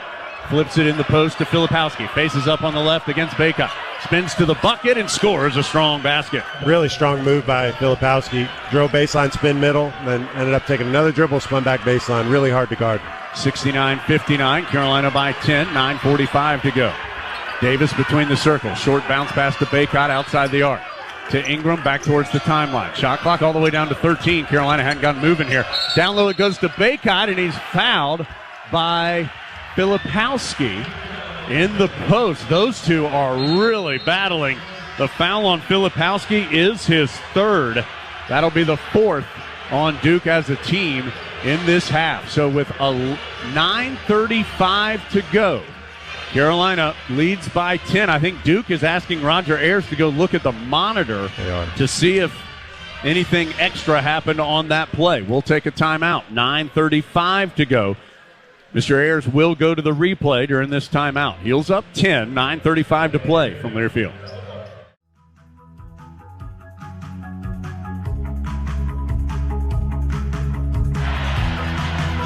9 minutes, 35 seconds to go. The officials took a long look at that replay, brought to you by the Honda dealers of the Carolinas. Take your Tar Heel tailgate to the next level with a new Honda. See your Honda dealer of the Carolinas today, but do not add or change any call in any way there. It will be a common foul on Filipowski, his 3rd. He becomes the 2nd Blue Devil along with Proctor with 3 fouls. Cormac Ryan has 3 for Carolina on the other side. It is Heels 69, Duke 59, 9:35 to play in the Smith Center. It's a new season at Kohl's with everyday styles at great prices. You can get more of what you want for less. Find go-tos for going everywhere and perfect picks for your home. Shop Kohl's and Kohl's.com today, KOHLS.com. And for every assist, Harris Teeter is assisting you with groceries this basketball season. Each week, one winner will receive free groceries for every assist. Visit harristeeter.com and look for the Big Four grocery assist page to enter today. So, 69-59. It will be just an inbound for Carolina with 9:35 to go. Couple of Lenovo stats. Ingram, 21 points, 10 rebounds. For Ingram, it is a Carolina career high. His overall career high is 24 points. He scored that with Stanford against Ole Miss in November of 22. The 21 points he has tonight, a season high and a Carolina career high. Bacot has 18 and 9 as well. So, Z, 9:35 to go. Officials are again looking at the monitor, maybe clock. Got a little bit of a delay here. Cormac Ryan came over, arguing that he's only got 2 fouls. He's number 3 that should have been called on Jalen Washington, 13. So they were reviewing the play to see if the foul was right. I don't know what the conclusion ended up being. It looks like they've kept 3 on Ryan and 2 on Washington. We'll let you know if that changes in any way, but it's no indication that it will. R.J. Davis floats it into Ingram, right of the lane. Left-handed dribble, wanted a cutting Ryan. It wasn't there, so he ends up giving it to Trimble. Handoff to R.J. Davis. Got a little messy, but Davis chases it down. He'll dribble to the left wing, picks up his dribble. Shot clock all the way down to 6. Trimble's going to have to do something from the right baseline. Pulls up for 2, off the back iron, no. And nothing but Duke blue uniforms for the rebound. Not a great shot by Trimble, but low shot clock. He was able to get a good shot for him. Proctor weaves through traffic. Pump fake at the ACC logo to a driving Filipowski, and he lost it out of bounds. It'll go to Carolina. Armando got a little lucky there. Filipowski tried hopping through, able to swipe the ball away. That'll give Carolina a chance to sub. Trimble, who has 8 points, 2 rebounds, and great defense, will get a breather. Cadeau back in. Duke was baiting Cadeau to shoot earlier this half, and he's 1 of 7 from the floor, 0 of 3 from 3. 7 points, 3 rebounds for the freshman, who brings it right up the center jump circle. Heels up 10, 69-59. R.J. Davis still just 6 points on 3 of 10 shooting. He gets it right of the lane. Nothing there, so he'll back up. Bounces in the post to Bacot. Duke doubles. He sends it out to Davis. Feet set for 3. Yes! Great draw up out of timeout. Armando caught the ball. They're doubling off Cadeau. So Cadeau set the screen for RJ, so there's no help on the other side. 72-59, first three-pointer for Davis. Carolina by 13. Proctor outside the arc, top right. Holding it waist level, 1 dribble to Filipowski. Filipowski going to try and drive on Bacot. He'll try a step-back jump shot. Good, that's for 3. You can live with that one. That's a really good shot by Filipowski. 1 dribble step back. Carolina quickly the other way, and Roach strips Ryan. It goes out of bounds off of Roach. So it'll be Carolina inbounding. Is Filipowski going to get a breather? I'm not sure the Heels mind that. He has 10 this half, 16 for the game to go along with 5 rebounds. And that last shot, which was a tough one, 72-62, long inbounds to Bacot. He'll flip it to R.J. Davis. 8:08 to play as Davis wraps around a screen, hounded by Roach to Cadeau. Cadeau trips and falls on the drive. No whistle. Hubert Davis pleading for a call. Does not come. Here comes Duke. After the turnover, just the 3rd for Carolina. As Roach pulls up for 2. Cadeau trying to get a foul. I'm not sure Roach pushed off, but he tried to sell it, which left Roach wide open. 5-point spurt for Duke, which has them back within 8. Cadeau on the perimeter. Duke sagging way off of him. To Ingram, back to Cadeau. Tries to get his shoulder around Mitchell. Dribbles under the basket, bounces out to Ingram, now to R.J. Davis with 10 on the shot clock. Davis, hesitation. Ducks under the defense, can't score. Rebound poked around by both teams. Cadeau chases it down for Carolina. To Ryan, a really wild 3. No good, but the shot clock had gotten late. The first shot didn't hit the rim. Proctor the other way. Big 3 by McCain is short. Rebound. Mitchell. No, it's R.J. Davis. Mitchell tried to get it away from R.J. Couldn't do it. 72-64. Carolina by 8. Heels have led by as many as 15. Duke currently on a 5-0 run. Need a really good shot here. Bacot faces up against Ryan Young. Going to back in on him. And Bacot's fouled by Young going up with 6:52 to go. Young just slapping at Bacot, and I believe they're going to say he was shooting as well. It will be a shooting foul. So after this timeout, Bacot will go to the line for 2 shots. John Shire just standing out near the timeline, arguing with Brian O'Connell that should have been an offensive foul on Bacot. 72-64, Carolina, 6:52 to go in the second half. Bacot to the line for 2 after this from Learfield. Tar Heels 72, Duke 64, 6:52 to go second half. That's on the North Carolina Farm Bureau Insurance scoreboard. Farm Bureau Insurance helping you is what they do best. For more than 25 years, Top of the Hill Restaurant and Brewery has been a pre- and post-game tradition in Chapel Hill. Handcrafted beer, great food and atmosphere. It's where Tar Heels come to celebrate. All of us on the Tar Heel Sports Network want to send get well wishes to a die-hard Tar Heel who unfortunately could not be in the Smith Center tonight, and that is Krista. Due to some recent health challenges, Krista is missing her first Duke Carolina game in Chapel Hill in more than 4 decades. So Krista, all of us on the network and all Tar Heels want you to focus on your health, get better, and we look forward to seeing you back in at the Smith Center for Duke Carolina 2025. Right now, in the current version of Duke Carolina, it is Tar Heels 72, Blue Devils 64. 6:52 to go. Armando Bacot Z going to the line for 2 free throws. Heels will have Cadeau, Davis, Ryan, I believe. Yep, Ryan, Ingram, and Bacot. It's the 5 on the floor. Yeah, and Bacot's done a great job here.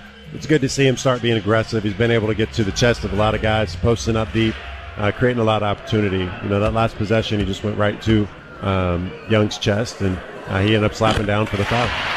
Filipowski did, as Bacot's free throw goes in, Filipowski did check back in during that timeout for Young.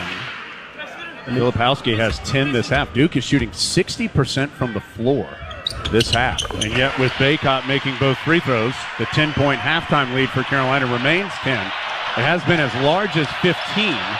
Currently 74-64 Carolina. Proctor on the right sideline.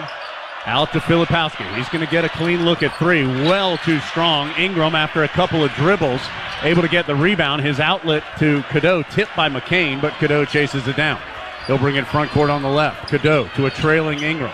Thought about the open 3, didn't take it from straight on. He's made 5 of them tonight. Second Tar Heel to make 5 in a game this year. R.J. Davis did it earlier against Oklahoma. Cadeau now to Davis. Shot clock down to 8 as Ryan has it now.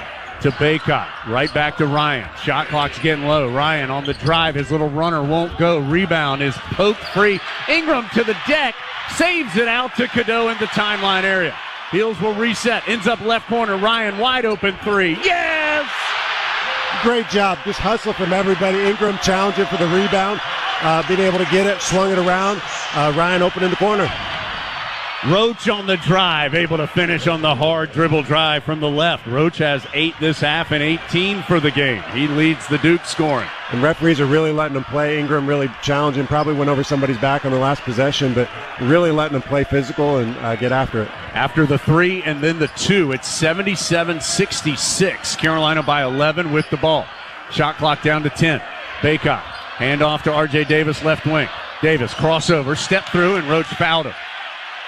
Filipowski accidentally, well, I say accidentally, caught.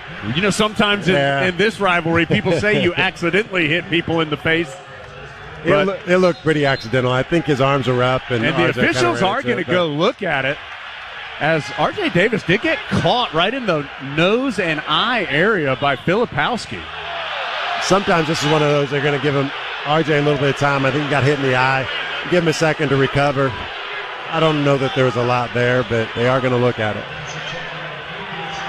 So they are going to review this. The foul was on Roach, his third. So now Roach, Proctor, Filipowski all have 3. Ryan has 3 for Carolina. But the question, I believe, is on Filipowski, actually, because R.J. Davis came driving in after the foul was called. Filipowski's kind of reached his left arm out and kind of clotheslined him. I think he was trying to get the ball and ended up missing pretty badly and hit him in the face. Yeah, he got him right up in the eye and nose area. And this is going to be an interesting call. As Tyler said, I mean, it wasn't very aggressive. It wasn't like a hard blow. We're not talking Henderson on Hansbrough here. Yeah. But it was unnecessary and well after the play and in Davis's face. I think he was trying to, RJ was moving the ball around a lot. He was trying to hit the ball. I think just one of those situations that turned bad. And we'll have to wait and see here. Carolina currently leading 77-66. The foul on Roach is the 6th team foul on Duke, so it'll just be an inbound for Carolina unless something gets added to this. So again, the officials going under the hood for a replay brought to you by the Honda dealers of the Carolinas. Take your Tar Heel tailgate to the next level with a new Honda. See your Honda dealer of the Carolinas today. And now the officials are going to huddle up and talk about it. Couple things, by the way. Bacot now at 20 points. That's the first 20-point game for him since the Tennessee game, just the second one in the last 19 games for Bacot, the 5th time this year. Roger Ayers has told John Shire something. Not a big reaction from Coach Shire. Now Ron Groover talking to the Tar. Now Ayers is going to go say something to Hubert Davis because Ron Groover was talking to Pat Sullivan and Jeff Lebo. I don't think anything's been added to this, just reading the body language of everybody. I'd agree. But we haven't received a official word on that yet. And yeah, it will just be an inbound for Carolina. And I don't think there's anything malicious there from Filipowski. You know, this rivalry, you can think that, but I think it was just an inadvertent thing, trying to hit the ball, and it turned out bad. So Carolina will inbound it into the backcourt to Cadeau. Heels up by 11. Backdoor to R.J. Davis, and he can't finish between the defense of Proctor and Filipowski. Duke the other way. McCain hits the transition triple, a big one for him. And Duke's back within 8 at 77-69. We've got to get McCain under control. He's had a great half here. Can't let him get hot and be able to close this gap. Duke is 5 of its last 7 and shooting 61% this half. 4:51 to go as Bacot backing in against Filipowski. Goes around him, scores, and draws the foul. Great move by Bacot. Took 2 or 3 dribbles there, no double team. Just really took his time waiting on it. Able to spin baseline. Filipowski hit him in the head. That is the 7th foul on Duke, so it'll be the bonus the rest of the way. But Bacot going to the line for 1 to try and complete the 3-point play. And I believe that's 4 fouls on Filipowski, right? It is. So 4 on Filipowski. And he has been one of 3 Duke players that have done the majority of the scoring. McCain and Roach with 18 apiece, Filipowski with 16. As Bacot goes to the line to try and complete the 3-point play. 4:49 to go. Carolina up 79-69. Free throw is good. Bacot now up to 23 points.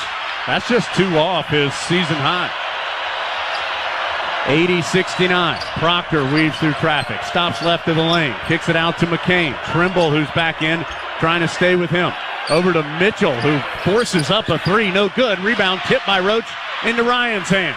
And that's a shot we want to give up. Mitchell is not a very good 3-point shooter. Very flat shot. Trimble, the give and go for the layup. He dumped it to Bacot. Right back to Trimble for the layup. Great job by Bacot being able to catch the ball in the post and get a little shovel pass back to him. 82-69. McCain can't hit the mid-range. Rebound to Carolina with 4:13 to go as the ball tumbles over the baseline. And Mitchell actually had the rebound. Trimble slapped it out of his hands and went off his knee. Went off Mitchell's knee out of bounds. Great job by Trimble this half, really this whole game. Just being the defender that he is, but also on offense, being able to get to the rim and create opportunities. He's into double figures, Z. That's 10 points, 5th time this year, and 6th in his Carolina career. As Duke now trying to pressure. Tar Heels get it to Cormac Ryan. He's caught in a double team and knocked out of bounds by Duke. 4:06 to go. Heels 82, Duke 69. So Carolina gets Cadeau back in to try and battle against this pressure from Duke. Cormac Ryan needs a towel. He gets it from the bench real fast to wipe his hands off. He's going to be the inbounder. Gets it into Cadeau. To Bacot, still outside the three-point arc. Sends it near the timeline to Harrison Ingram. Trying to get the ball into Bacot here, as he's been doing a great job. Shot clock's down to 10. Heels got to go. Bacot hands off to R.J. Davis. Shot clock down to 5. Davis out to Cadeau. He's going to attack. Shot clock at 1. Cadeau's shot comes up short. Cadeau may have got fouled, but no call, which is fitting for this game. Roach, the hard drive. He can't finish. Who has the rebound? Carolina. It's Bacot. He has a double-double. He's up to 23 and 10. 3:27 to go as Davis walks across the timeline right side. Trying to slow down the pace a little bit, take a lot of time off the clock. We got a good lead, don't want to rush anything. Heels up 13. Davis caught in the corner, able to get it to Bacot, right baseline. Shot clock down to 8, crosses the court to Ingram, left corner. And stepped out of bounds as he started his drive. So it will be a turnover. Duke gets it back. That's just the fourth turnover of the evening. The fourth turnover of the evening for Carolina. So Duke will have it with 3:11 to go. 82-69 Tar Heels after this break. Carolina by 13 from Learfield.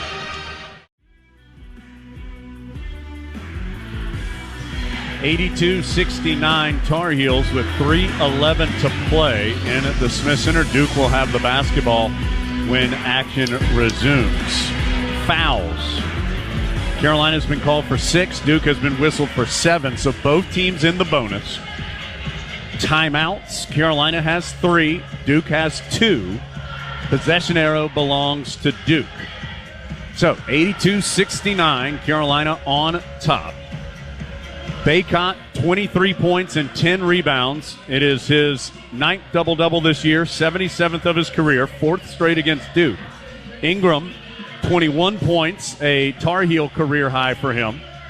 Second, the most he scored this year for Carolina. The most he scored is 24 in a game with Stanford. He has a double-double thanks to 12 rebounds as well as his 7th double-double, 12th of his career. For Duke, it is McCain and Roach, each with 18. Filipowski has 16. Filipowski with 4 fouls. Roach and Proctor have 3. For Carolina, Ryan has 3. 3:11 to go. I think just to close the game out here, we want long possessions on offense and no threes from them on defense. Roach around the screen to a cutting Filipowski. Fumbled the ball, gets it back. Tough shot against Bacot. Oh, it's good, and he draws the foul. And that's what you can't do. You can't foul him on the shot. It's a really hard shot. Just let him have it. If he makes it, we're still up by 11. Now you give him a chance to get 3-point play or a chance at offensive rebound and a 4-point play. So really just got to try to not foul here. Don't give up threes. Try to extend the game as much as, or not extend, but shorten the game as much as possible on offense. Be able to run the full shot clock. You'll see us hold the ball a little bit, 15, 20 seconds before we take a shot. Carolina uses the free throw opportunity to get Cadeau in and Trimble out. Free throw good. Filipowski now with 19 points. Carolina gets it in to Davis. Quickly back to Ryan against the Duke pressure to Ingram front court. So after the 3-point play for Filipowski, it's a 10-point game. 82-72, as Z alluded to. Carolina trying to burn some clock. At 2:46 right now. Cadeau well out on the left. Dribbling to the left sideline now. Shot clock down to 11. Heels have not scored in back-to-back possessions. Bacot has it left of the lane. Out to Davis. Clean look for 3. Count it! And again, coming out of timeout, they're doubling off Cadeau. Throw the ball to Bacot. Have him set a screen for RJ, and he came out wide open. McCain tries to drive against Ryan on the left. Cut off to Filipowski. Filipowski backing in against Bacot. Spins, pivots, still working. It's fall away. No. Rebound, Ryan. Carolina up 13 with 2:12 to go. Great defense. Really, really hard shot by Filipowski. Great defense by Armando to force it. Cadeau walks slowly front court on the right. He'll give it to R.J. Davis. It'll be interesting when they decide to foul here because they're going to have to trap or do something because possessions are not enough in the game without it. 10 seconds on the shot clock. Davis well out on the right. Very high screen from Bacot. Dribbles to the top. Crosses the court. Right side. Cadeau, how about a triple? No. Rebound to Mitchell.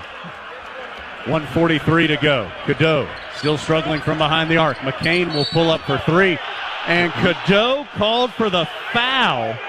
And he fouled him. He unfortunately stepped up when he shot the 3, got under where his landing space was. It's a point of emphasis for him. It's an unfortunate foul, but it's really what we can't do. We can't put him on the free throw line and let him extend this game. And you're putting a great free throw shooter, McCain, nearly 86% to the line. 24 of his last 27 on the year. Minute 40 to go.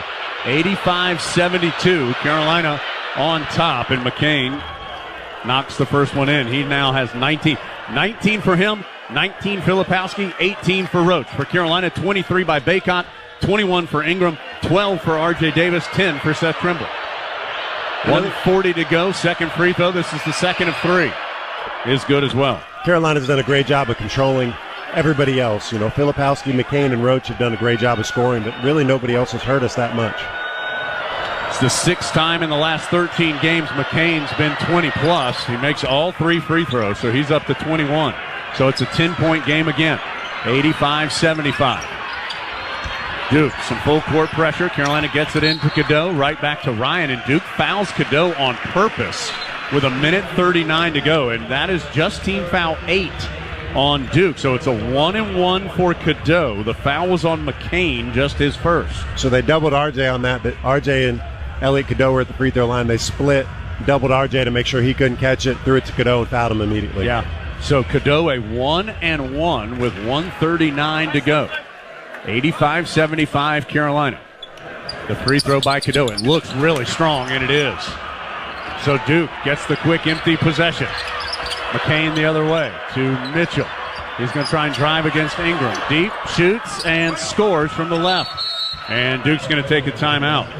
So Duke has scored 5 straight. Still 1:27 to go. And the Blue Devils will have 1 timeout left for the final 87 seconds. Carolina has seen Duke. Carolina was up 13. Then Cadeau took the 3 late in the shot clock, which was no good. Then the foul on Cadeau sent McCain to the line for 3 shots. He made all 3. Then Cadeau missed a free throw, which allowed Duke to eventually score. So some tough sequence there from the freshman, as he, of course, has been a big part of the season. And today he's got 7 points, 3 assists, but a tough sequence there. I believe Trimble was checking in for him during this timeout. But 1:27 to go. Carolina was just up 13, but Duke's got it to 8. And that's what Duke does great. You know, as much as we've watched them, I've seen them in games down like this. They foul early. They're going to try to create as many possessions as possible. Cadeau, not having played in a lot of these games where this much strategy comes into it, really just didn't understand the situation. You know, the 3 was okay. It wasn't bad because it was low shot clock. He kind of caught it late. But now we just got to be able to lock in, try to slow him down a little bit. We'll probably see some subs here. Trimble coming in on defense, trying to get Cadeau in on offense. But it would be interesting if they continue to foul to try to extend this, or they try to go for stops going forward. The free throw missed by Cadeau stops a string of 10 consecutive made free throws. Carolina started 2 of 6 from the line, made 10 in a row. Then Cadeau misses that one, so he is out. Trimble's going to be the inbounder. Davis, Ryan, Ingram, Bacot. So again, the 5 on the floor. Davis, Trimble, Ryan, Ingram, Bacot. Carolina 85, Duke 77 with 1:27 to go. Heels have led by as many as 15. It's kind of lived in this 8 or 10 point range, though, for most of the half. And you got Ryan up with Davis this time, trying to 2 great free throw shooters, so trying to get one of them the ball. And if it is a foul on Duke, it would be the 9th, so it would be another 1-and-1. Inbounds goes to R.J. Davis, though, and he is tripped in the backcourt. They actually were trying to get him to throw back to Trimble. They trapped really hard, stayed on Ryan, left Trimble wide open in the middle of the floor. RJ was able to split the double team and get the foul. Fouls on Foster, his 3rd, and so it will be Davis to the line for a 1-and-1. Certainly the man Carolina wants there, 92%, but just 15 of 19. Not like that's bad, but he has missed some here over the last 4 games. A minute 25 to go.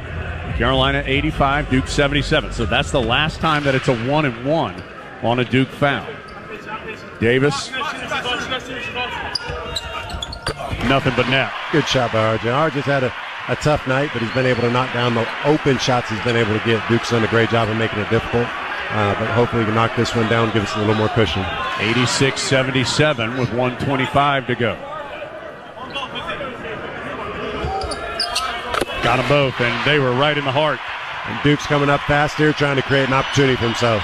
10-point Tar Heel lead. Roach trying to drive. He'll switch a screen on the perimeter. Roach going to drive left side and gets the layup. Armando switched off, got beat, but he didn't give up the three, which is a good job. Clock still running. It's at 1:08. Inbounds goes to Cormac Ryan. He's doubled up. And Ryan is going to get tied up, and that'll be possession arrow to Duke. Unfortunately, Ryan was expecting him to foul right away, wasn't even looking to pass, and then by the time he looked to pass, there's nobody to pass it to. So we just got to be a little smarter with it. Yeah, and Carolina has 3 timeouts. He could have used one. So Duke going to have it with 1:02 to go. Tar Heels feel like they need a stop here, even though they're up 8. As the inbounds goes way out near the timeline to McCain. McCain, head down, gets to the cup, blocked by Ryan. Rebound bounces to R.J. Davis.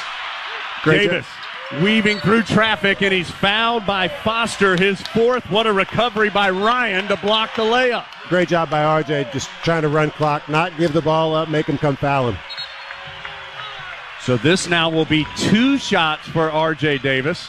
5 on Filipowski, I believe. Oh, excuse me. Call was on I'm sorry. Foster. But that's 5 on Foster, so I had missed one on Foster, so he has fouled out. So the freshman will leave with 4 points and 52.3 seconds to go.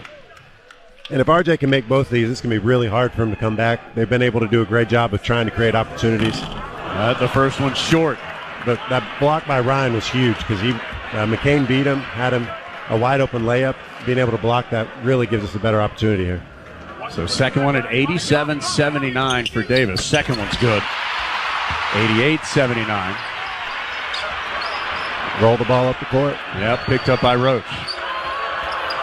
Roach kicks it out to Proctor. To Roach again. He'll try the guard at 3. No good. Rebound, Trimble. But hold on, a whistle blows.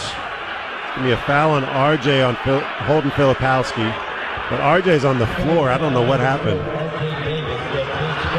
So the foul's called on R.J. Davis, who is on the floor holding his face. They're going to look at it. So the foul on Davis, his first, 9th on Carolina, and Doug Halverson, the Tar Heel trainer, has gone out. I did not see the replay. It got a big reaction from the Carolina crowd.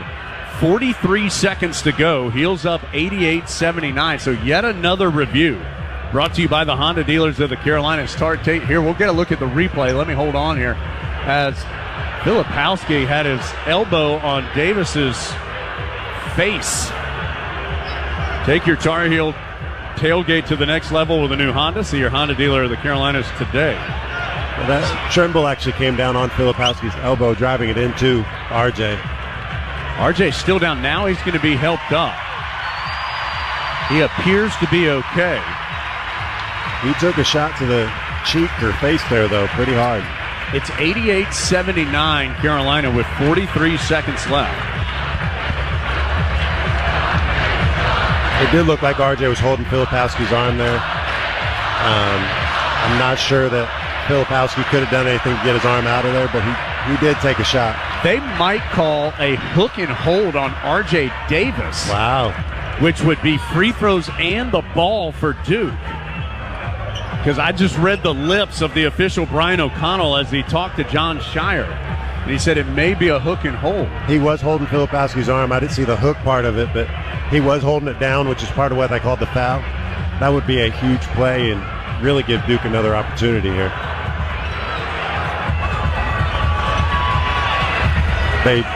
We're at 9 right now. If I'm not mistaken, that's the free throws for the foul, then another free throw for the hook and hold, and then the ball. And the ball. So they could get the game down to 5. That has not been officially called yet, although Roger Ayers is now talking to John Shire and Hubert Davis. Yeah, they could feasibly get the game down to 5 with the ball. They make a shot. I mean, we got a game on our hands here. Instead of being up 9, 2 free throws, our ball was up 7. 43 seconds to go. We're still waiting on the ultimate resolution here. It's a lot of discussion. Coach Davis is now talking to the referees.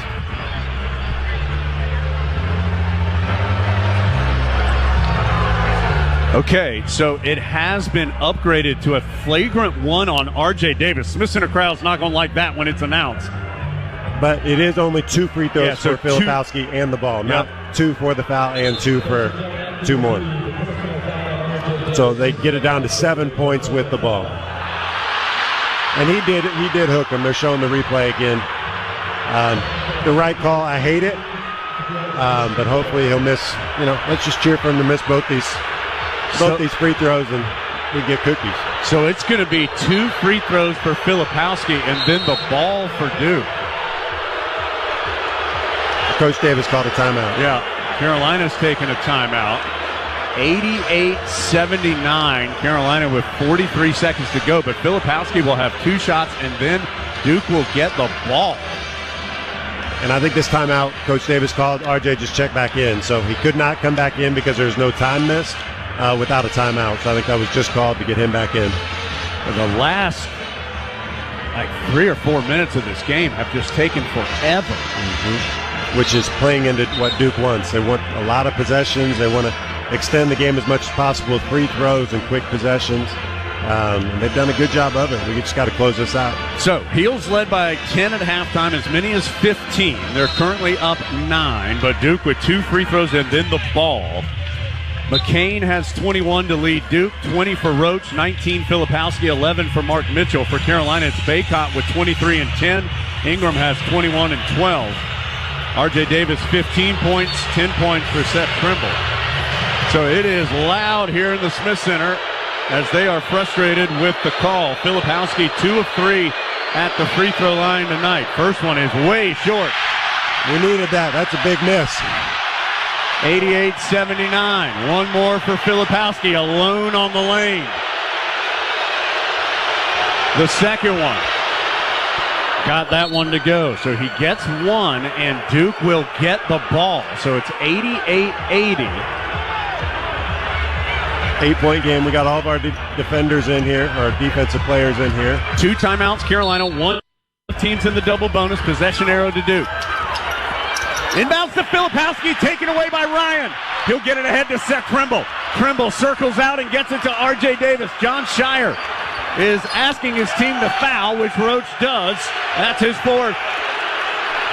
And that's going to make it really hard for Duke to come back, no matter what they do now. What a couple of huge defensive plays by Ryan. He blocked the shot and then the steal. And to explain the play down here, they actually had Mark Mitchell wide open under the basket for a dunk, which would have been 6. They missed him. Armando ran to him.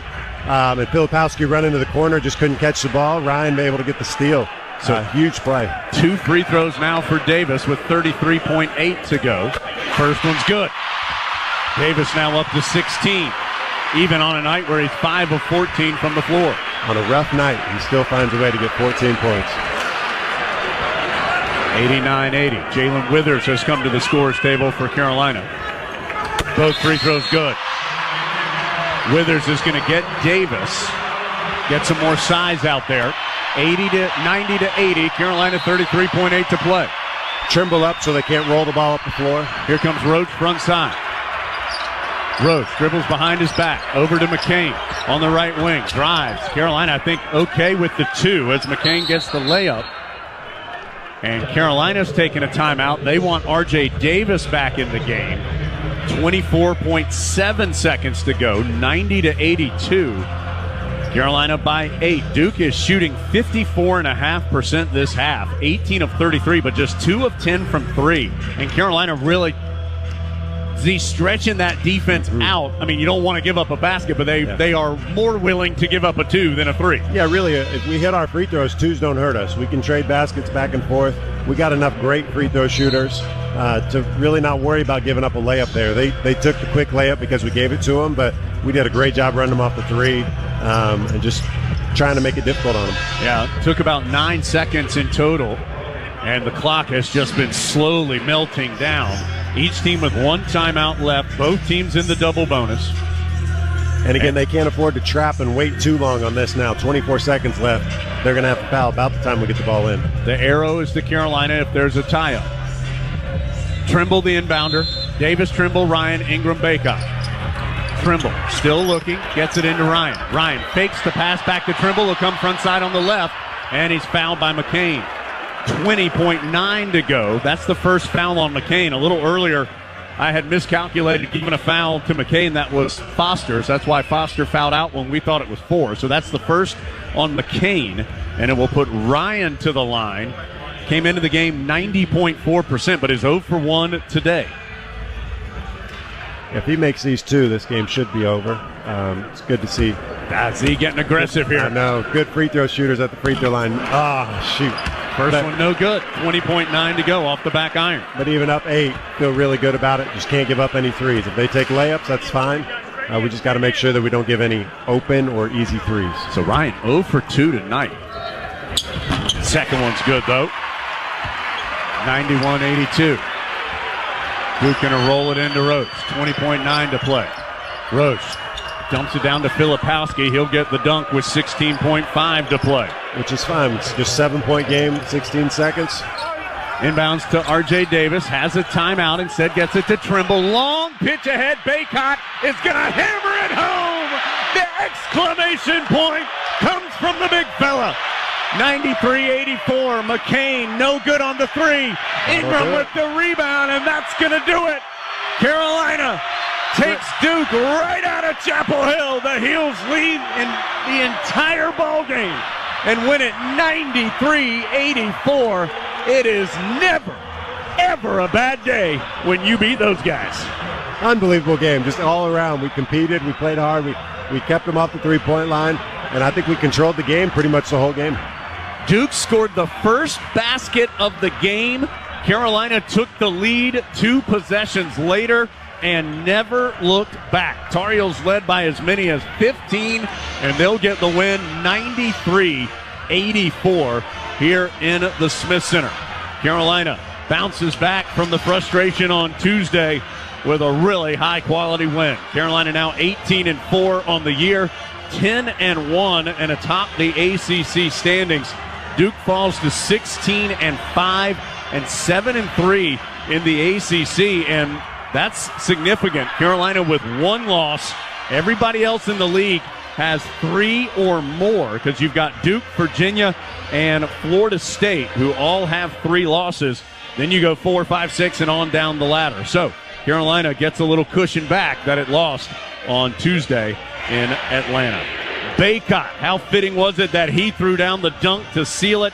Ties his season high in points, 25, adds 10 rebounds for the double-double. Ingram was huge all night, 21 and 13. R.J. Davis, big shots down the stretch. He finishes with 17. And Seth Trimble, one of his best games as a Tar Heel, 10 points and 2 assists, and some terrific defense as well. Well, you know we aren't going anywhere. A ton to do here post-game as Carolina gets the win over the Blue Devils, snapping a 2-game losing streak against Duke. Carolina wins it 93-84. I'll talk to Coach Davis. Adam Lucas will talk to a player. Bacot, Ingram, we got a lot of choices. Z will give you his thoughts, stats, scores, and more. What a sweet, it's always sweet. Heels win by 9, 93-84 from Learfield.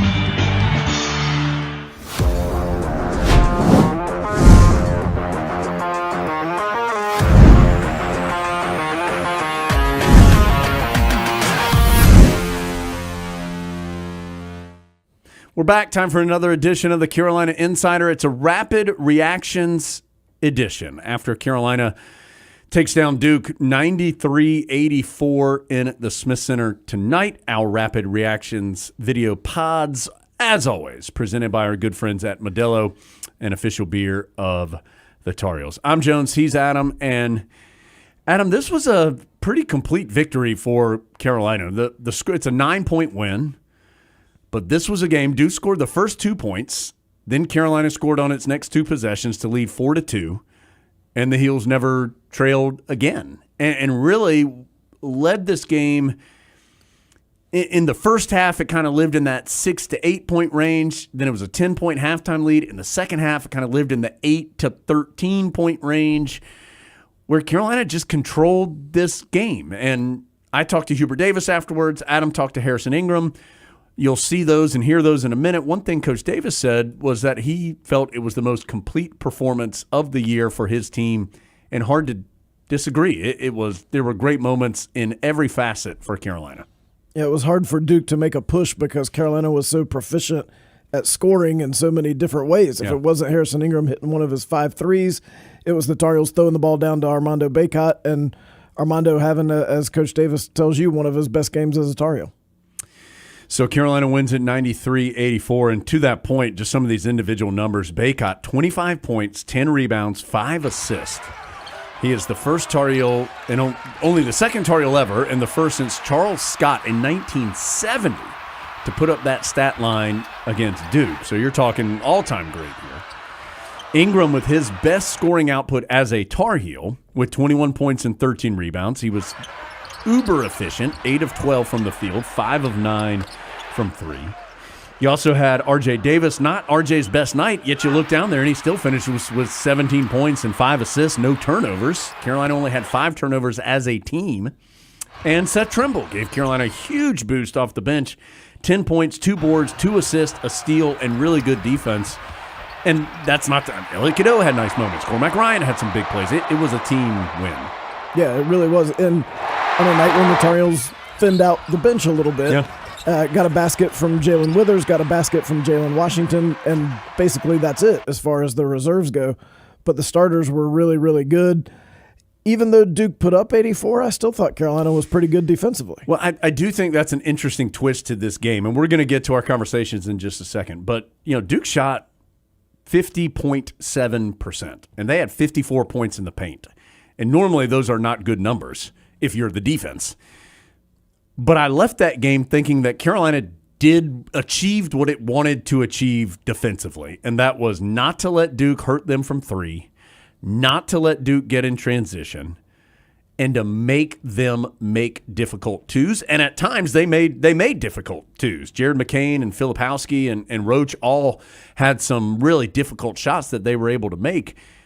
But you'll live with that if you're Carolina, particularly as you referenced when you're being so efficient on the other side. I think the most likely way for Carolina to lose that game was Duke getting really hot from 3. Yeah.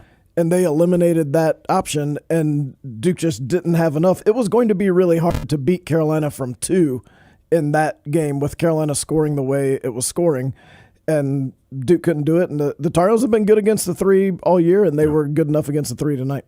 Okay, let's get to those interviews with Coach Davis. I sat down with him, and then Adam talks to Harrison Ingram. You'll hear and see those. We'll come back, talk a little bit more about this one, and look ahead to what is a very difficult stretch still in front of the Tar Heels. But, man, what a great night in the Smith Center. Just an incredible atmosphere. In Chapel really all day. I mean, it's been all day. It has just been electric here.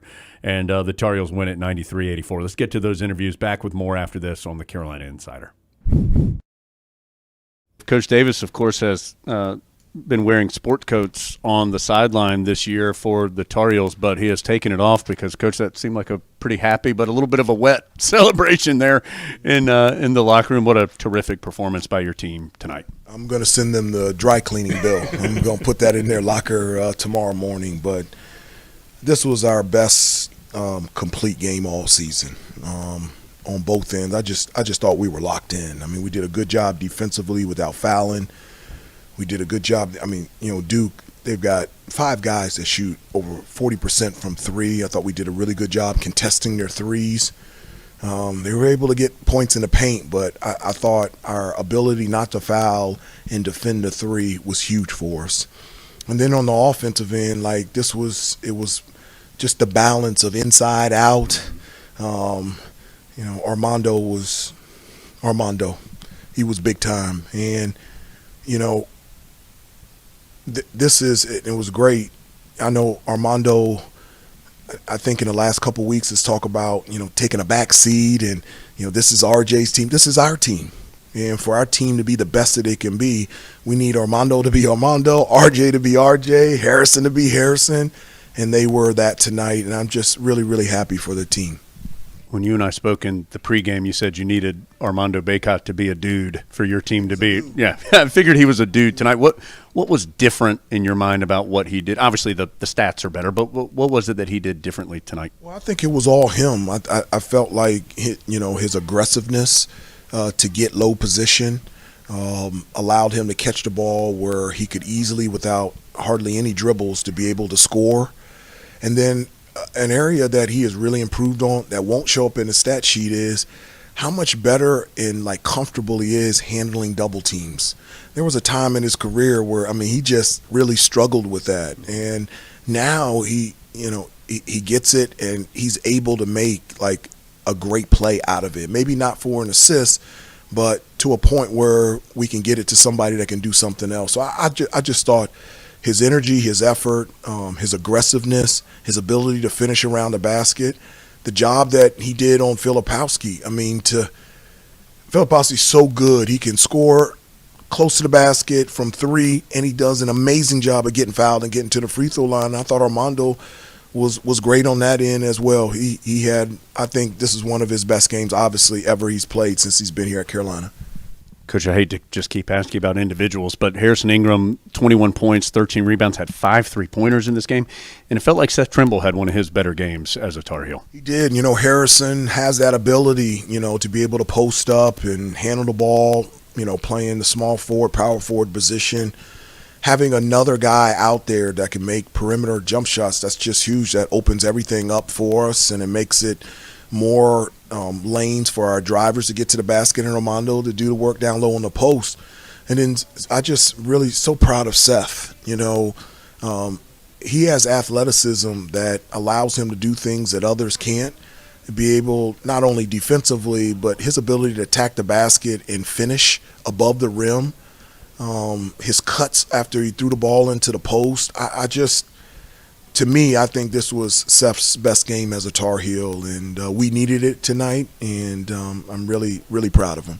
Just a couple more because I know you got other stuff to do. It felt like, and you mentioned this some, running them off the three-point line seemed to be an important part of what you guys were trying to do tonight. They took just 19 threes and made only 5 in the ballgame.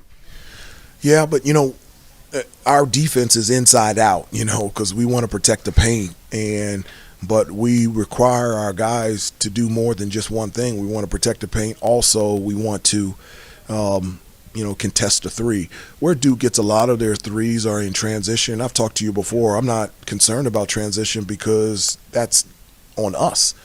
Well, we took good shots. We made shots. We took care of the basketball. I think we only had 5 turnovers, and we got to the free throw line. So they're not in transition that much. And so that allowed us for them to go up against a set defense, and that's good news for us and bad news for them. Last thing, it was electric in the Smith Center tonight. Yeah, it was, you could just feel it coming out of that tunnel. I mean, anytime that, Duke Carolina, there's a different feel about it. But today was even just a different feel. I can't remember as an assistant coach, head coach, where both Carolina and Duke, and maybe it was, we were 1 and 2 in the ACC and both top 10 in the country. That was pretty cool. Yeah, it's been since 2019 was the last time that these two met. As 4 or 5 years. Coach, what a bounce back from your team. I know Tuesday was disappointing, but came back, as you said, with one of, if not the best performance of the year. Congratulations on the big win, and look forward to talking with you this upcoming week. All right, thank you very much, Jones. I appreciate it. That's Hubert Davis, guys, inside as you can imagine, very happy Continental Tire, Coach's Corner. Alongside a very happy Harrison Ingram, outside a very happy and very wet Tar Heel locker room. Harrison, just describe for the folks on the radio the scene in the Carolina locker room after the game. Man, I don't even know how to explain this with my words. I heard a lot about the rivalry coming into the game. I still didn't feel it. Even when the game started, I didn't feel it.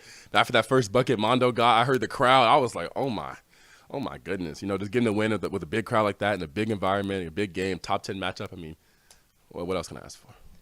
There was a 3 you made in front of the Carolina bench in the second half, and it looked like you were almost just kind of floating back down the court. What's it like to make a shot like that in front of a crowd like that in a game like that? RJ mentioned it once in one of his interviews. It feels like you're just in a playground. I mean, I was out there, and my shots were falling. Every 3 I shot, I felt like every shot I shot was going in. My teammates were feeding me. They're telling me to keep shooting. Coach kept calling plays for me, man. I mean, it was beautiful.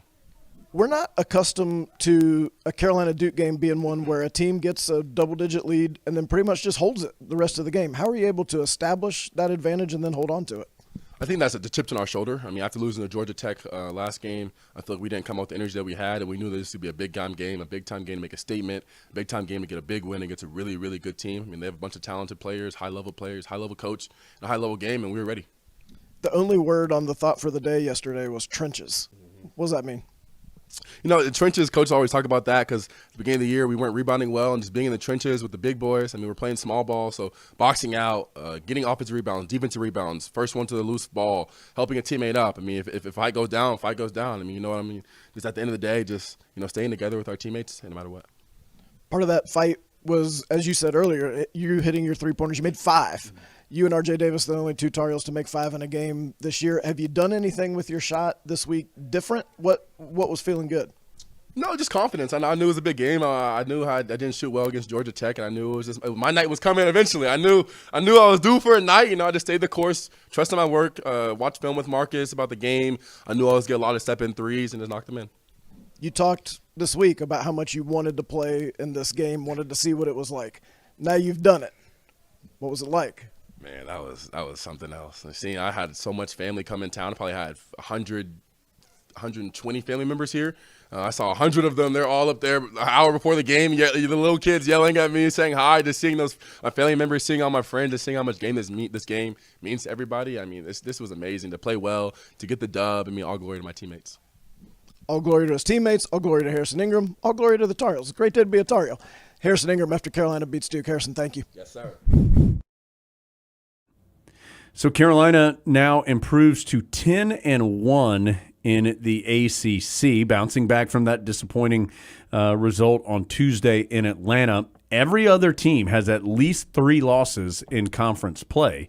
So the Heels have started the second half of their conference action and currently have a 2-game lead in the loss column over the next closest competition. Adam, I did want to mention Bacot just really quickly, 25, 10, and 5, as we said. He was a different player tonight than what we have seen recently. I mean, we've seen this Armando Bacot before, but not recently. And he was, along with Ingram, I think, as we mentioned, the 2 dominant factors tonight for Carolina.